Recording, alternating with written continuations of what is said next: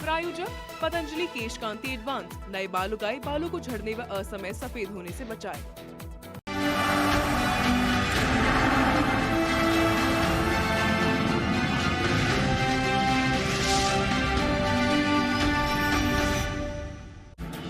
प्रस्तुतकर्ता पतंजलि, योग के साथ रिसर्च एवं एविडेंस बेस्ड आयुर्वेदिक औषधियाँ। प्रायोजक पतंजलि दंत कांति, दांतों के लिए सर्वश्रेष्ठ आयुर्वेदिक टूथपेस्ट। और पतंजलि केशकांति एडवांस, नए बाल उगाए, बालों को झड़ने व असमय सफेद होने से बचाए।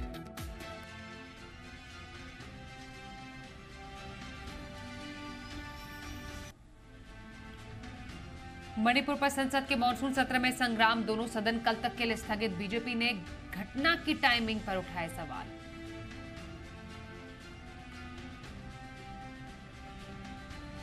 मणिपुर में हैवानियत पर बोले पीएम मोदी, पीड़ा और क्रोध से भरा हुआ हृदय, गुनहगारों को नहीं बख्शा जाएगा।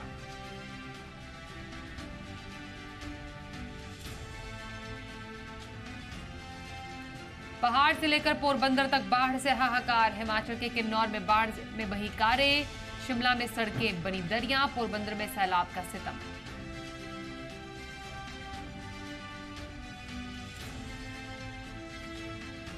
दिल्ली के जिम में हुआ बड़ा हादसा, ट्रेडमिल में दौड़ा करंट, कसरत कर रहे युवक की मौत, पुलिस जांच में जुटी।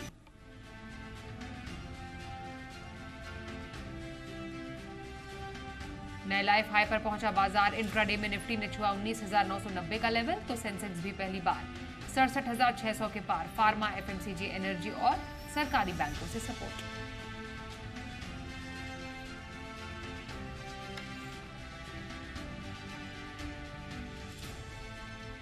नमस्कार, आप देख रहे हैं जी बिजनेस। शाम 5 बजे की तमाम बड़ी खबरों के साथ मैं हूं स्वाति रायना। पहाड़ से लेकर गुजरात तक आफत का सैलाब। मॉनसून में देश के कई इलाकों में बारिश अब भी आफत बनकर बरस रही है। देश के अलग अलग हिस्सों से में कहीं भारी बारिश तो कहीं लैंडस्लाइड, तो कहीं नदियों का उफान जानलेवा साबित हो रहा है। 5 तस्वीरें आप देखिए। महाराष्ट्र के रायगढ़ में 25 से ज्यादा घर लैंडस्लाइड की चपेट में आए, 10 लोगों की मौत हुई। वहीं मुंबई गोवा हाईवे पर नदी किनारे बनी सड़क धंस गई। हिमाचल में एक बार फिर आफत की बारिश बरसी है और किन्नौर में बादल फटने से नदियों में भारी उफान देखने को मिल रहा है। तो हर जगह इस वक्त भारी बारिश ने कोहराम मचाया हुआ है। तो मानसून की बारिश देश के कई राज्यों में कहर बरपा रही है। जम्मू कश्मीर में मूसलाधार बारिश के साथ ही नदी नाले उफान पर हैं। भूस्खलन की वजह से कई सड़कें बंद हैं। महाराष्ट्र और गुजरात के कई जिलों में हालात बिगड़े हुए हैं। गुजरात में कुदरत का गुस्सा, पहाड़ से मैदान तक हर जगह तबाही की तस्वीरें हैं। जम्मू कश्मीर के कई हिस्सों में कुदरत का कहर टूटा है। कठुआ के बानी इलाके में सबसे ज्यादा नुकसान हुआ है। सुरजन गांव में एक घर पर बड़ा पत्थर गिरने से एक ही परिवार के 5 लोग जिंदा दफन हो गए। रेस्क्यू के लिए सेना को बुलाना पड़ा। बानी में हुए अलग अलग हादसों में कुल 8 लोगों की मौत हो गई। कहीं पहाड़ी खिसकी, कहीं पुल टूटा, तो कहीं लोगों के घरों में पानी भर गया, जिससे हालात बिगड़ गए। डोडा में भी आसमान से बरसा पानी लोगों के लिए मुसीबत बन गया। कई जगह भूस्खलन से सड़कें बंद है, जगह जगह खिसकते पहाड़ दहशत बढ़ा रहे हैं। जम्मू कश्मीर के ही कटरा में लगातार हो रही बारिश से हालात खराब हैं। वैष्णो देवी मंदिर जाने वाला रास्ते पर भी पानी का सैलाब बह रहा है। आसमानी आफत के बीच पुलिस और वैष्णो देवी श्राइन बोर्ड के लोग दर्शन के लिए आए श्रद्धालुओं को पानी के बहाव से दूर रहने की सलाह देते नजर आ रहे हैं। सड़कें तालाब बन गई है, मंदिर पानी में डूब गए, लोगों के घर पानी पानी हो गए।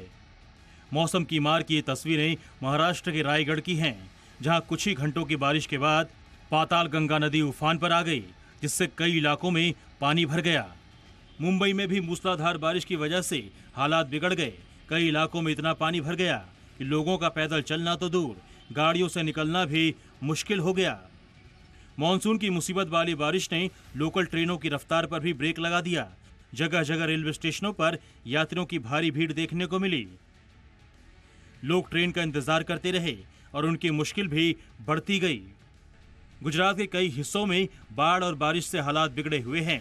जूनागढ़ में भी भारी बारिश की वजह से कई इलाकों में पानी भर गया। सभी नाले ओवरफ्लो नजर आए। सड़कें लबालब पानी से भर गईं, जिससे लोगों को काफी दिक्कतों का सामना करना पड़ा। बारिश और बाढ़ से जगह जगह हालात खराब हैं।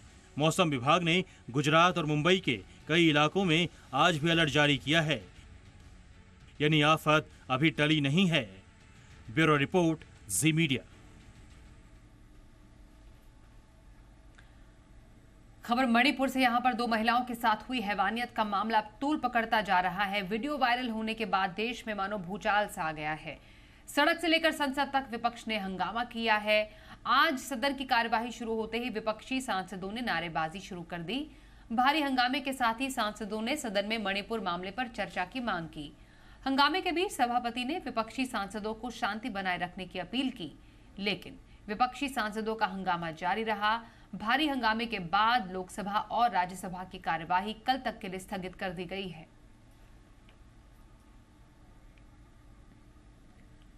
मणिपुर की घटना में एक आरोपी की गिरफ्तारी हो गई है। सदन की कार्यवाही शुरू होने से पहले पीएम मोदी ने मणिपुर की घटना पर दुख जताया और कहा कि हृदय क्रोध और पीड़ा से भरा हुआ है। साथ ही पीएम मोदी ने कहा कि किसी भी गुनहगार को बख्शा नहीं जाएगा। वहीं एक तरफ विपक्षी पार्टियां सरकार को घेरने के लिए लगातार हमलावर हैं। कांग्रेस इस मुद्दे पर सीधे सरकार को घेरने की कोशिश कर रही है। कांग्रेस के अध्यक्ष मल्लिकार्जुन खड़गे ने पीएम मोदी की चुप्पी पर सवाल उठाए।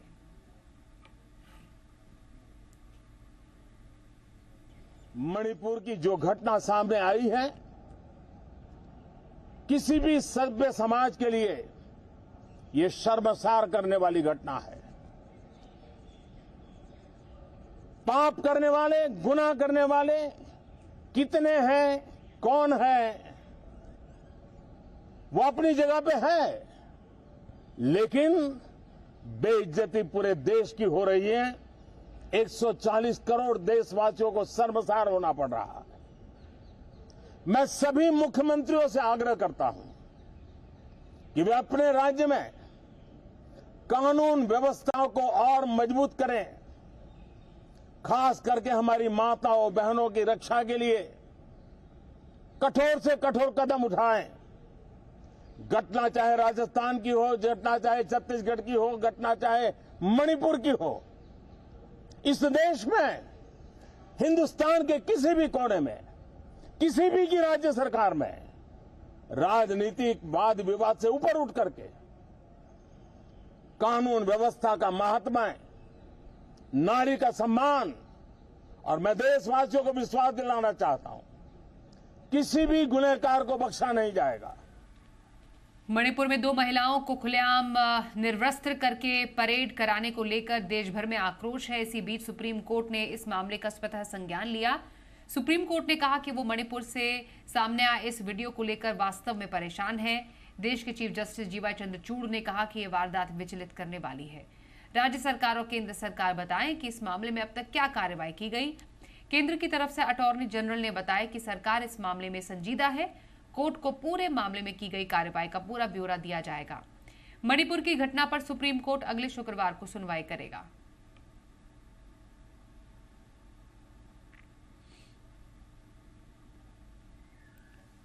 तो मणिपुर में 2 महिलाओं के साथ हैवानियत के मुख्य आरोपी ख्वेरेम हेरादास को गिरफ्तार कर लिया गया है। मणिपुर के मुख्यमंत्री बीरेन्द्र सिंह ने मणिपुर की घटना की निंदा की और आरोपियों को कड़ी से कड़ी सजा दिलाने की बात कही है। और स्टेट गवर्नमेंट इतना भी ट्राई करेंगे कि एफर्ट देंगे कि जो भी एविडेंस वगैरह करके वो जैसे वाला कल्प्रिट को, जैसे वाला क्राइम जो कर रहा है, ऐसे वाला को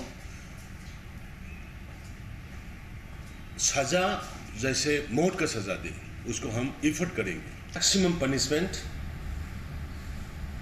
लाइक कैपिटल पनिशमेंट। खबर दिल्ली से। दिल्ली के रोहिणी इलाके में जिम करने के दौरान युवक की मौत के बाद नई खबर सामने आई है कि ट्रेडमिल में दरअसल करंट आने से युवक की मौत हुई। जिम संचालक के खिलाफ इस पूरे मामले में मुकदमा दर्ज कर लिया गया है। घटना मंगलवार सुबह 7 बजे की है। मृतक 24 साल का है। हादसे के बाद क्राइम और एफएसएल की टीम रोहिणी के जिम में पहुंची। जिम जाने वालों सावधान। जिम में ट्रेडमिल पर दौड़ती मौत। मौत की दौड़, थम गई सांसें। दिल्ली के रोहिणी में जिम में करंट से एक इंजीनियर की मौत हो गई है। सक्षम नाम के युवक की मौत ट्रेडमिल पर दौड़ते हुए करंट लगने से हुई। बताया जा रहा है कि जिम के ट्रेडमिल पर सक्षम दौड़ रहा था कि अचानक करंट दौड़ा, जिसमें रोहिणी सेक्टर 19 के रहने वाले 24 साल के सक्षम की मौत हो गई। सक्षम रोहिणी इलाके में ही जिमप्लेक्स फिटनेस जोन में एक्सरसाइज करने जाता था। मंगलवार सुबह करीब 7:30 बजे आम दिन की तरह वो ट्रेडमिल पर दौड़ रहा था कि अचानक करंट लगने से वो बेहोश हो गया और अस्पताल में उसे मृत घोषित किया गया। लेकिन जब पोस्टमार्टम रिपोर्ट सामने आई तब मौत के सही कारणों का पता चला। मॉर्निंग में जिम के लिए जाता था। परसों जब जिम के गया 7 बजे तो मेरे पास फ़ोन आता है 8 बजे की, वो सक्षम फेंट होकर गिर गया। हम इसको हॉस्पिटल ले जा रहे हैं, आप हॉस्पिटल आ जाओ। जब इस हॉस्पिटल का नाम बताया, मैं वहाँ गया तो वहाँ नहीं थे, तो दोबारा पूछा तो ये बोले उनकी दूसरी ब्रांच में लेके जा रहे। मैं वहाँ पहुँचा तो फिर उन्होंने तीसरे हॉस्पिटल का नाम बताया, हम यहाँ लेके आए अम्बेडकर में। बताया जा रहा है कि सक्षम के साथ जिम में एक्सरसाइज करने वाले एक युवक ने बताया कि मशीन में काफी समय से करंट आ रहा था, जिसकी मरम्मत भी की गई थी। बावजूद इसके मशीन में करंट कभी भी आ जाता था।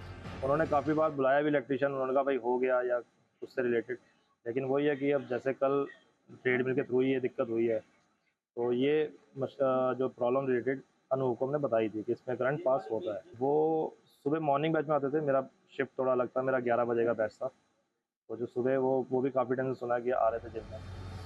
सक्षम एक मल्टीनेशनल कंपनी में इंजीनियर था। खुद को फिट और स्ट्रेस फ्री रखने के लिए जिम जाने का शौकीन था, जिसके लिए सक्षम रोहिणी सेक्टर 15 स्थित जिमप्लेक्स नाम के जिम में एक्सरसाइज करने जाता था। लेकिन उसे नहीं पता था कि जिम संचालक की लापरवाही उसकी जान ले लेगी। अब इस पूरे मामले में पुलिस ने उस जिम के संचालक के खिलाफ मामला दर्ज किया है। पुलिस ने गैर इरादतन हत्या और मशीनरी के संबंध में लापरवाही बरतने से संबंधित धाराओं के तहत मुकदमा दर्ज किया है। दिल्ली से मुकेश राणा, ब्यूरो रिपोर्ट, जी मीडिया। आइए बाजार का अपडेट आपको दें। बाजार में वीकली एक्सपायरी के दिन कई रिकॉर्ड बने। सेंसेक्स, निफ्टी और बैंक निफ्टी ने इंट्राडे में नया लाइफ हाई बनाया। सेंसेक्स पहली बार 67,619, निफ्टी 19,991 के पार पहुंचा। कारोबार के अंत में सेंसेक्स करीब 550 अंकों की बढ़त के साथ 67,672 के स्तर पर बंद हुआ। निफ्टी में करीब 150 अंकों की मजबूती दिखी, जबकि बैंक निफ्टी 518 अंकों के उछाल के साथ 46,197 के लेवल पर बंद हुआ।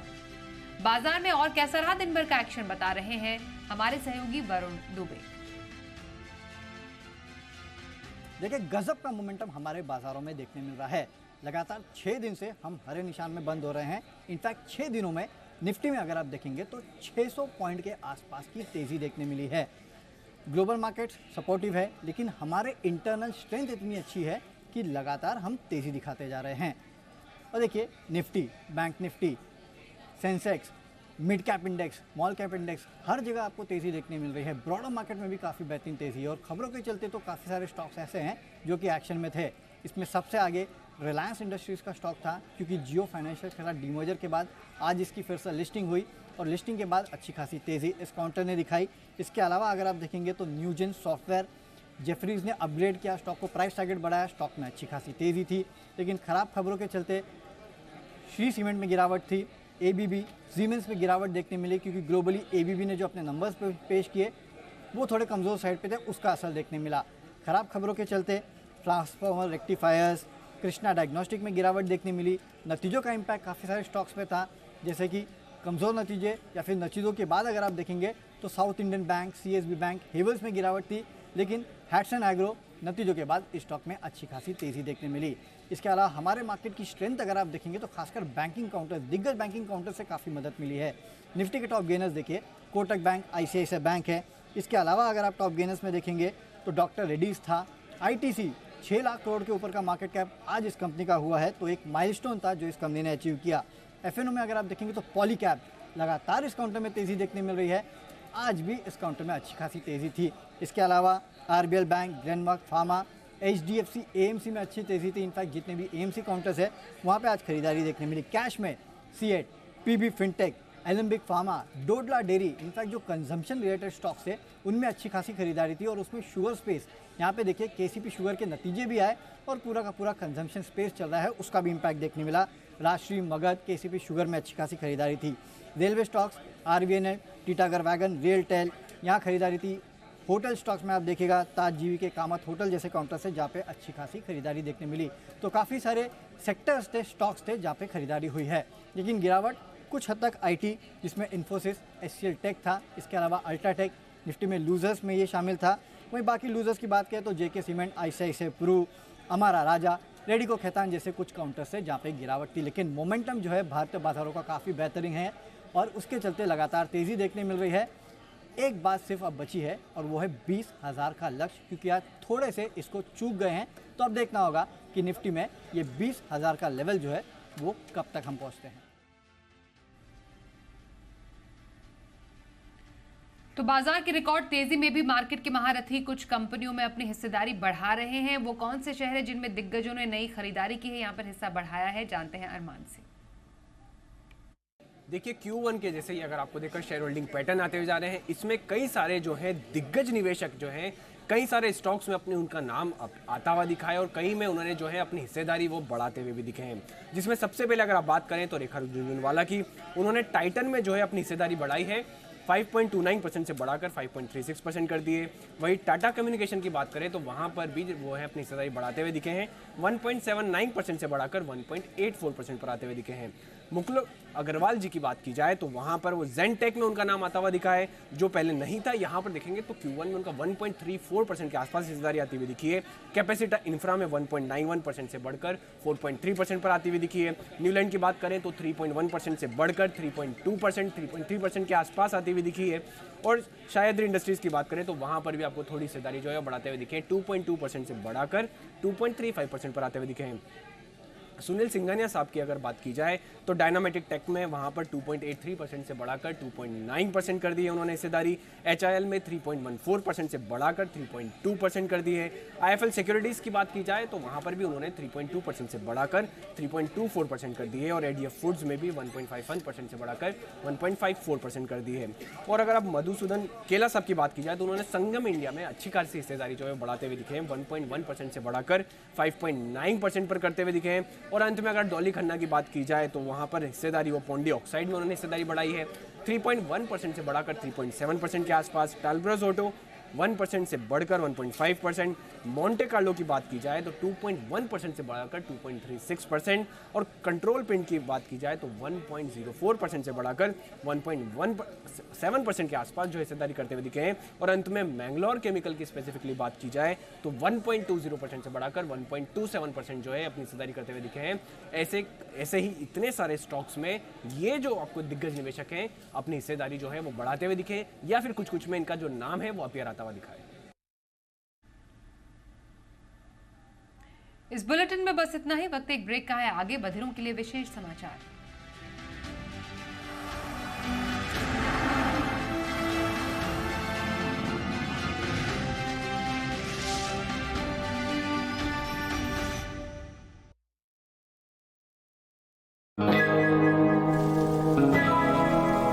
अरे ये तो प्यार के पंछी है रे भैया, ये तो प्यार के पंछी।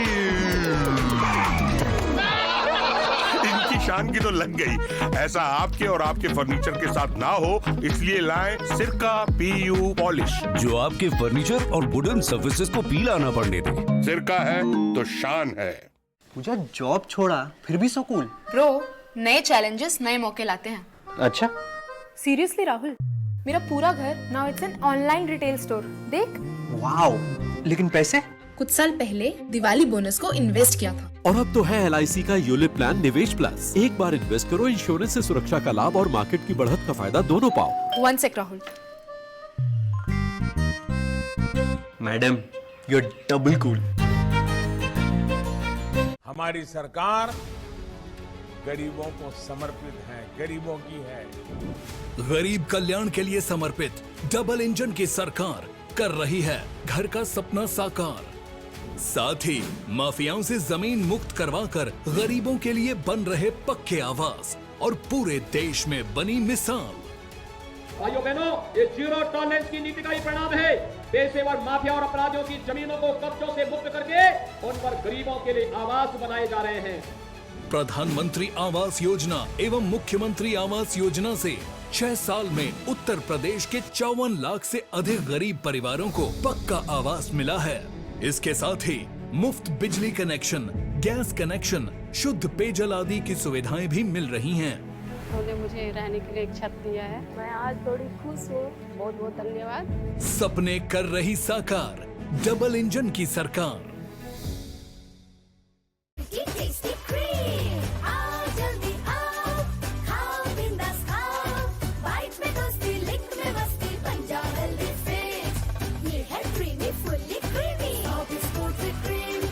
Orange milk, vanilla, strawberry and more taste से भरपूर। So biscuit treat cream biscuit.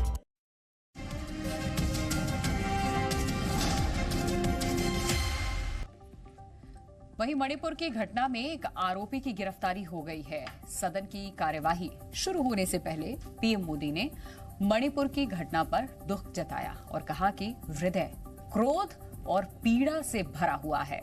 साथ ही पीएम मोदी ने कहा कि किसी भी गुनहगार को बख्शा नहीं जाएगा। वहीं एक तरफ विपक्षी पार्टियां सरकार को घेरने के लिए लगातार हमलावर हैं। कांग्रेस इस मुद्दे पर सीधे सरकार को घेरने की कोशिश कर रही है। कांग्रेस के अध्यक्ष मल्लिकार्जुन खड़गे ने पीएम मोदी की चुप्पी पर सवाल उठाए हैं। मणिपुर में 2 महिलाओं को खुलेआम बिना कपड़ों के परेड कराने को लेकर के देश भर में आक्रोश है। इसी बीच सुप्रीम कोर्ट ने इस मामले का स्वतः संज्ञान लिया। सुप्रीम कोर्ट ने कहा कि वो मणिपुर के सामने आए वीडियो को लेकर वास्तव में परेशान है। देश के चीफ जस्टिस डीवाई चंद्रचूड़ ने कहा कि ये वारदात विचलित करने वाली है। राज्य सरकार और केंद्र सरकार बताए कि इस मामले में अब तक क्या कार्रवाई हुई है। केंद्र की तरफ से अटॉर्नी जनरल ने बताया कि सरकार इस मामले में संजीदा है और कोर्ट को पूरे मामले में की गई कार्रवाई का ब्यौरा दिया जाएगा। महाराष्ट्र के रायगढ़ के गांव में भारी लैंडस्लाइड हुआ। इस भूस्खलन में करीब 90 लोग अभी भी फंसे हुए हैं। एनडीआरएफ की टीम मौके पर पहुंचकर रेस्क्यू ऑपरेशन में जुटी हुई है। अब तक कुल 75 लोगों का रेस्क्यू कर सुरक्षित निकाला गया। वहीं 10 लोगों की इस हादसे में अब तक मौत हो गई है। हादसे की जानकारी मिलने के बाद महाराष्ट्र के सीएम एकनाथ शिंदे मौके पर पहुंचे और उन्होंने हादसे में मारे गए लोगों के लिए मुआवजे का भी ऐलान किया। साथ ही मंत्री विधायक भी घटनास्थल पर मौजूद हैं। दर्दनाक हादसे पर गृह मंत्री अमित शाह ने सीएम एकनाथ शिंदे से बात की। रेस्क्यू ऑपरेशन में एनडीआरएफ की 4 टीमें लगाई गई हैं। पहाड़ से लेकर पोरबंदर तक बाढ़ से हाहाकार मचा हुआ है। पोरबंदर में लगातार बारिश के बाद हालात खराब है। जगह जगह सड़क पर पानी भर गया है। कई जगह घुटनों तक पानी दिखाई दे रहा है। गाड़ियां भी इसमें डूबी नजर आ रही हैं। वहीं किन्नौर जिले में बादल फटने के बाद बाढ़ जैसे हालात हैं। सांगला के कमरू गांव से वीडियो सामने आया जिसमें दिखाई दिया कि पानी अपने साथ सब कुछ बहा कर ले जाने पर आमादा है। अहमदाबाद में स्कॉन ब्रिज पर तेज रफ्तार कार लोगों के लिए मौत बनकर आई और 9 लोगों को अपनी जद में ले लिया। दरअसल स्कॉन ब्रिज पर आधी रात में 2 गाड़ियों की टक्कर हो गई थी। हादसे को देखने के लिए ब्रिज के ऊपर भीड़ थी। इसी दौरान एक तेज रफ्तार कार लोगों को रौंदते हुए चली गई, जिसमें 9 लोगों की मौत हो गई और 10 से अधिक लोग घायल हैं। हादसे की सूचना के बाद घटनास्थल पर भारी संख्या में पुलिस फोर्स पहुंची और रेस्क्यू शुरू किया गया। दिल्ली के एक जिम मालिक की लापरवाही से एक शख्स की जान चली गई। रोहिणी इलाके में जिम करने के दौरान ट्रेडमिल में करंट आने से एक युवक की मौत हो गई। जिम संचालक के खिलाफ मुकदमा दर्ज कर लिया गया है। मृतक का नाम सक्षम, जिसकी उम्र 24 साल थी। हादसे के बाद क्राइम और एफएसएल की टीम रोहिणी के जिम में पहुंची। पुलिस ने तफ्तीश और चश्मदीद के बयान पर केस दर्ज कर जांच शुरू कर दी है।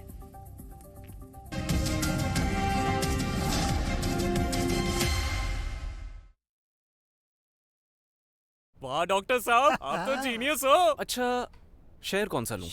सही सवाल गलत जगह। सही जगह है ग्लोब कैपिटल, जहां पर आपको मिलेंगे award winning research based ideas, अपने पोर्टफोलियो को मैनेज करने की सुविधा। Globe Capital, money must grow. Investment in securities market are subject to market risk. Read all the related documents carefully before investing. Chemicals हटाइए, नीम, हल्दी, चंदन, एलोवेरा, मंजिष्ठ, पाम व कोकोनट ऑयल आदि से निर्मित पतंजलि बाथ सोप अपनाइए। कुदरती स्वच्छता व सौंदर्य पाइए।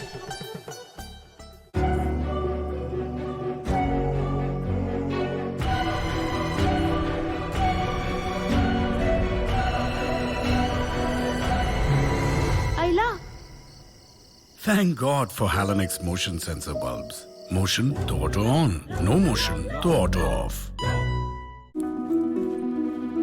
ज्योति, अब ये बैग क्यों उठा लिया? मम्मी मैं जस्सू के घर जा रही हूँ पढ़ने, क्योंकि कल पेपर है ना हमारा। बेटा ऐसे रोज रोज किसी के घर में बैठ के पढ़ना अच्छा नहीं होता। उनके माँ बाप क्या सोचेंगे? मम्मी और मैं करूँ भी क्या? उनके घर वाईफाई है, अपने घर तो स्मार्टफोन भी नहीं है। और आजकल सारा काम मैडम व्हाट्सएप पे ही सेंड करती हैं। आजकल पढ़ाई होती ही मोबाइल पे है, इसलिए जाना पड़ता है मुझे उनके घर। ज्योति बेटा। पापा गिफ्ट क्या है इसमें? खुद ही खोल के देख लो। ठीक है।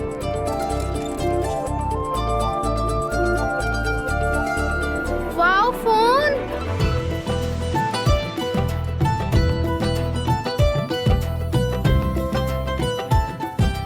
पापा ये फोन आप मेरे लिए लाए? मैं कहाँ ले सकता था बेटा, ये तो पंजाब सरकार ने हमारा फायदा किया।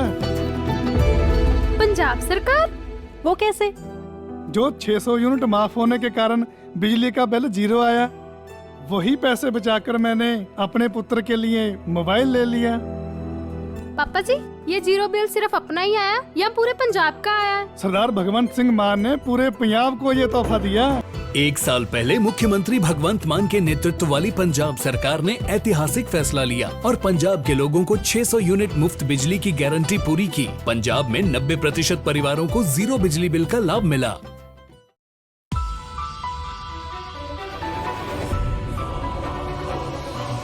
अब बटर और काजू अलग क्यों खाना? सोबिस्को डिजायर बटर और सोबिस्को डिजायर कैशू बिस्किट है ना, हमारे पूरे परिवार की पसंद। सोबिस्को डिजायर बटर बिस्किट और Sobisco Desire cashew biscuit. Bharat 5 trillion अर्थव्यवस्था की तरफ बढ़ता हुआ देश, सरकारी योजनाओं एवं नीतियों द्वारा चालित एक वैश्विक निवेश केंद्र सभी हितधारकों को आमंत्रित करता है वर्ल्ड फूड इंडिया 2023 में प्रसंस्करण से समृद्धि। 3 से 5 नवंबर, प्रगति मैदान, नई दिल्ली। क्लोजिंग शो में दोपहर 2 बजे से शुरू होगा बाजार का भरपूर एक्शन और BTS सिटी कॉल। 2:30 बजे मैं आपको दूंगा निफ्टी और बैंक निफ्टी पर अगले 1 घंटे के लिए ट्रेडिंग स्ट्रेटेजी। 2:45 पर लगाएंगे निफ्टी पर निशाना। 3 बजे आपको मिलेगी बेहतरीन शॉर्ट टर्म इन्वेस्टमेंट पिक। 3:10 पर देखिए कैश का ऑप्शन। 3:20 पर मैं आपको दूंगा अगले दिन के लिए निफ्टी और बैंक निफ्टी ट्रेड करने का सही ऑप्शन। देखिए मेरे साथ फाइनल ट्रेड दोपहर 1:56 से नॉन स्टॉप 3:30 बजे तक सिर्फ जी बिजनेस पर। क्या आप शेयर बाजार में ट्रेडिंग करते हैं ना? तो रोज सुबह 7:30 बजे जी बिजनेस पर आपको वो सब कुछ मिलेगा जो ट्रेडर्स को हर रोज चाहिए। Cash, futures, options, index, technical picks, खबरों के दम पर शेयर और इन्वेस्टर्स के लिए कुछ नहीं। अरे है ना, एक बेहतरीन इन्वेस्टमेंट पिक भी और शानदार फंडा पिक भी, यानी कि ट्रेडिंग का डेली डोज हर रोज सुबह 7:30 बजे लीजिए जी बिजनेस पर, सिर्फ ट्रेडर्स डायरी में।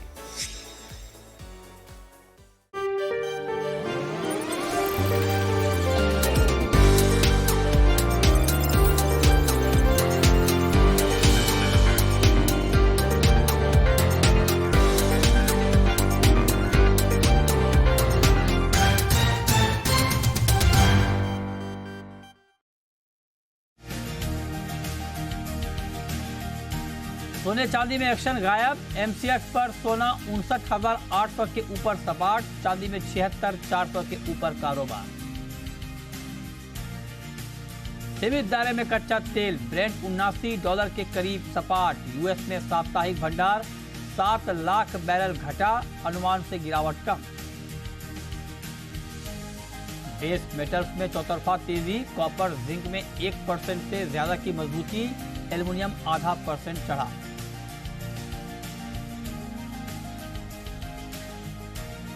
मसालों में बेतहाशा तेजी, हल्दी 3.5% उछलकर 13,200 के पार, जीरा 1,500 रुपए से ज्यादा बढ़ा, भाव 61,000 के करीब बढ़ा।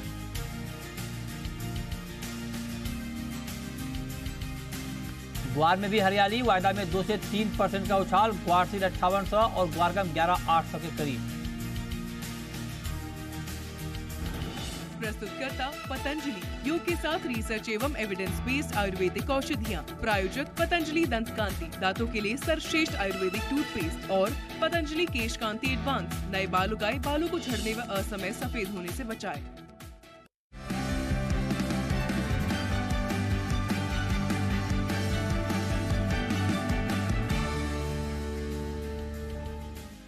नमस्कार, मैं हूं मृत्युंजय कुमार झा। शाम के 5:30 बज चुके हैं और अगले आधे घंटे तक कमोडिटी मार्केट पर आपके सवालों का सबसे बड़ा मंच तैयार है। अगर आपने कमोडिटी में ट्रेड किया है या फिर नया ट्रेड करना चाहते हैं, जानना चाहते हैं कि आपके लिए बाजार में कमाई के मौके कहां पर हैं, तो आप सवाल पूछिए। नंबर आप नोट कर लें 02223001634। इसके अलावा आप 02223001635 पर भी अपना सवाल पूछ सकते हैं।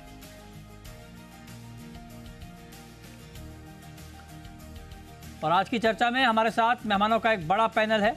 हमारे साथ जुड़ रहे हैं प्रथमेश माल्या एंजल वन के, मनोज जैन साहब जुड़ रहे हैं पृथ्वी फिनमार्ट के, गजेंद्र पारक हैं राजहंस गम इंडस्ट्रीज के, पूनम चंद गुप्ता हैं हल्दी ट्रेडर हैं, दिनेश भट्टर साहब हैं जीरा ट्रेडर। आप सभी का बहुत बहुत स्वागत है।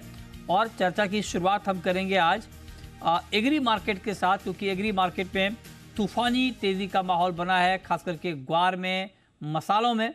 तो ग्वार से शुरुआत कर लेते हैं। ग्वार में अच्छी तेजी का माहौल आज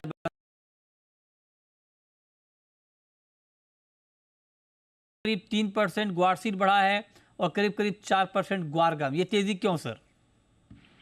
देखिए मृत्युंजय जी, जो मार्केट है उसमें काफी टाइम से स्ट्रेंथ हमने देखी थी, और उसका मुख्य कारण जो मानसून का रहा, स्पेशली जो मानसून जिस हिसाब से बारिश होने चाहिए थी उस हिसाब से पूरे वेस्ट राजस्थान में उस हिसाब से बारिश हुई नहीं है।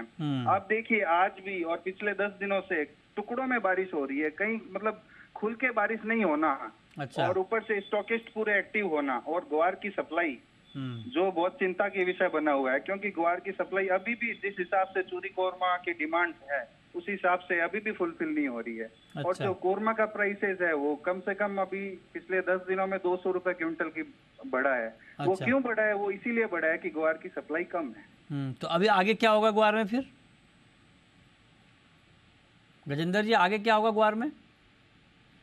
देखिए, अगर आगे सारा, जैसे मैंने पहला भी कहा था कि सारा मानसून, अभी जो मानसून सीजन है ग्वार हमेशा ही वॉलेटाइल रहता है। तो आगे जो बारिशों पे है इसकी डिमांड कैसे आती है, और स्पेशली मैं कहना चाहूंगा इन भावों में 120, 125, 118 जहाँ भी भाव होते हैं उन भावों में गम की डिमांड कैसे आती है, क्योंकि हाल फिलहाल जो डिमांड है वो 18 से 20 हजार टन के बीच में है। तो ना ज्यादा कम ना बहुत ज्यादा। आगे ये जब अगर ये भाव रहेंगे और उसके हिसाब से जो गम की डिमांड आएगी उस पे आगे मार्केट का रिएक्शन आएगा। ओके, तो आगे कह रहे हैं कि डिमांड पर भी मार्केट की चाल तय होगी और उसका इम्पैक्ट हम देखेंगे। ठीक है, तो ये राय आपकी हो गई ग्वार पे। तो ऐसे में मनोज जी, ट्रेडर को अभी क्या करना चाहिए? जो वायदा में ट्रेड करते हैं ग्वार में, उनके लिए भी क्या स्ट्रैटेजी होनी चाहिए? नमस्कार मृत्युंजय जी। टेक्निकली अभी जो ट्रेंड है वो चाहे ग्वार सीड हो या ग्वार गम हो वो पॉजिटिव नजर आ रहा है चार्ट पर, और अभी यहाँ पे 5,650 जो शॉर्ट टर्म ट्रेडर है उनके लिए एक अच्छा सपोर्ट जो है चार्ट पर दिखाई दे रहा है। अभी 5,800 के आसपास के भाव हैं। अगर कल थोड़ा डीप मिलता है कहीं भी 5,700 से 740 के दायरे में, तो वहाँ बाय कर सकते हैं 5,650 के नीचे का स्टॉप लॉस लगा के। ऊपर में एक बार 6,000 तक के जो लक्ष्य है वो शॉर्ट टर्म में ग्वार सीड में देखने को मिल सकते हैं। वहीं अगर ग्वार गम की बात करें तो यहाँ भी 11,500 से 600 के दायरे में बाय कर सकते हैं 11,300 के नीचे के स्टॉप लॉस से, ऊपर में 12,200 तक के लक्ष्य के लिए। ओके, ठीक है, तो ये राय आपकी बन रही है ग्वार पे। बहुत शुक्रिया गजेंद्र जी आपका जुड़ने के लिए, ग्वार पर अपना व्यू देने के लिए। आगे बढ़ते हैं, बात करते हैं जीरे की। और जीरे में देखिए आज एक बार फिर से अच्छी तेज़ी का माहौल बना है। 1500 रुपये से ज़्यादा जीरे के दाम बढ़े हैं। 61,000 के करीब जीरे का भाव पहुंचा है। दिनेश जी, आप लोग थके नहीं है क्या जीरे की इस तेज़ी में? अब तो थोड़ा आराम कर लीजिए बट्टर साहब। नमस्कार मर्तुज भाई। जी नमस्कार। क्या हो रहा है जीरे में? जीरा सर इतना ऊपर नीचे हो रहा है भाव, फिर भी माल की सप्लाई नहीं आ रही है। ऊपर नीचे नहीं हो रहा है, ऊपर ही ऊपर हो रहा है। नीचे कहाँ हो रहा है सर? नीचे तो थोड़ा सा होता है, ऊपर बढ़ जाता है ज्यादा। 1000-2000 की तेजी मंदी रोज आ रही है, बाजार घटती है, फिर भी घटे बड़े में भी माल की सप्लाई बराबर नहीं आ रही है। आमदनी बिल्कुल भी ज्यादा नहीं आ रही है। अरे आमदनी नहीं है साहब, तो डिमांड भी तो नहीं है बट्टर जी। नहीं, डिमांड देखो सर, रेगुलर इंडिया को रोज का 10 से 13 हजार बोरी की उसकी गिराई की। अरे इंडिया तो रोज जीरा खाता ही रहेगा। इंडिया पहले भी जीरा खाता था, है ना? ऐसा है नहीं कि जीरे की खपत बढ़ गई है। जीरा तो पहले भी हम लोग खाते थे, तब कहाँ दाम इतने बढ़ते थे हमारी डिमांड पे। तो उससे सर इस साल क्रॉप छोटी है ना, 25 लाख बोरी का गैप कैसे निकलेगा भाव? उसे निकल पहली बार हुआ है क्या इतना क्रॉप छोटी? फर्स्ट टाइम कम थी। इस साल जो 75 लाख बोरी का जो सिनेरियो होता है खाने का एक साल का, उसके सामने फसल 50 लाख बोरी, 55 लाख बोरी के आसपास है। और एक्सपोर्ट भी बीच में काफी अच्छा हुआ था, चाइना ले गया था 32,000 टन, और भी एक्सपोर्ट होता है इंडिया से। फिर भी अभी इंपोर्ट होने की बात आ रही है। तो इंपोर्ट भी अगर इस साल नया आने से पहले अगर 5 लाख बोरी भी अगर जीरा इंपोर्ट होता है तो भी सर मैं मानता हूँ जीरा शॉर्ट पड़ेगा इंडिया के लिए। अरे भाई साहब, तो आप तो ऐसी चिंता बढ़ा रहे हैं। एक तो वैसे महंगाई बढ़ रही है, टमाटर से परेशान है, मसाला भी जीने नहीं देगा। क्या क्या खाएंगे क्या, ये बताइए? जीरे की जगह तो जीरा ही खाना पड़ेगा ना। जीरा वो जो उधर जो खेल होता है मिलावट वाला जीरा, कार्बन सीड मिलाया जाता है। कार्बन सीड देखो, मिलावट का तो आइडिया नहीं है। मिलावट के लिए भी तो असली जीरा चाहिए ना। हाल तो अभी ऐसा तो है नहीं, मिलावट ऐसा तो होता नहीं, उसके लिए तो असली जीरा चाहिए ना। हाँ, मतलब जीरा मिलावे किस में? मतलब मिलावट करने के लिए ओरिजिनल जीरा चाहिए, आप ये कह रहे हैं?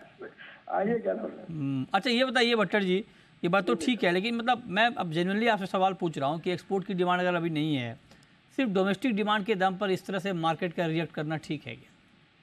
और सर जो डोमेस्टिक डिमांड देखो सर, डोमेस्टिक डिमांड तो रेगुलर रहेगी। जिसको रोज खाना है भली बड़ी है, जो ज्यादा कंज्यूम है, जैसे घरेलू डिमांड वो महीने में 2 महीने में एक बार आती है। होटल इंडस्ट्रीज है, उसको तो रोज चाहिए। तो उसको माल जो 10,000 बोरी से 13,000 बोरी का अपन निकालते हैं, इतना खाता है इंडिया, तो वो तो सर उसको खाना ही पड़ेगा ना। भाव की बात नहीं है ना इसमें। भाव का क्या है, जो मार्केट के अंदर अब वो तो कहीं भी खाने में तो कोई कमी आई नहीं है। अभी ठीक है, थोड़ी बहुत डिमांड कमजोर रह सकती है, वो प्लस दिन रहती है। ज्यादा तो डोमेस्टिक सेंटर में माल नहीं है। अगर क्वांटिटी बेस में माल होता तो कंटिन्यू 10 दिन में अगर डिमांड नहीं होती, उसके बाद में डिमांड वापस खड़ी हो जाए। तो उसका रीजन है जैसे माल बिकता है माल लेना पड़ता है उनको। तो सप्लाई इतनी बराबर नहीं है, सप्लाई की चैन है वो कमजोर है।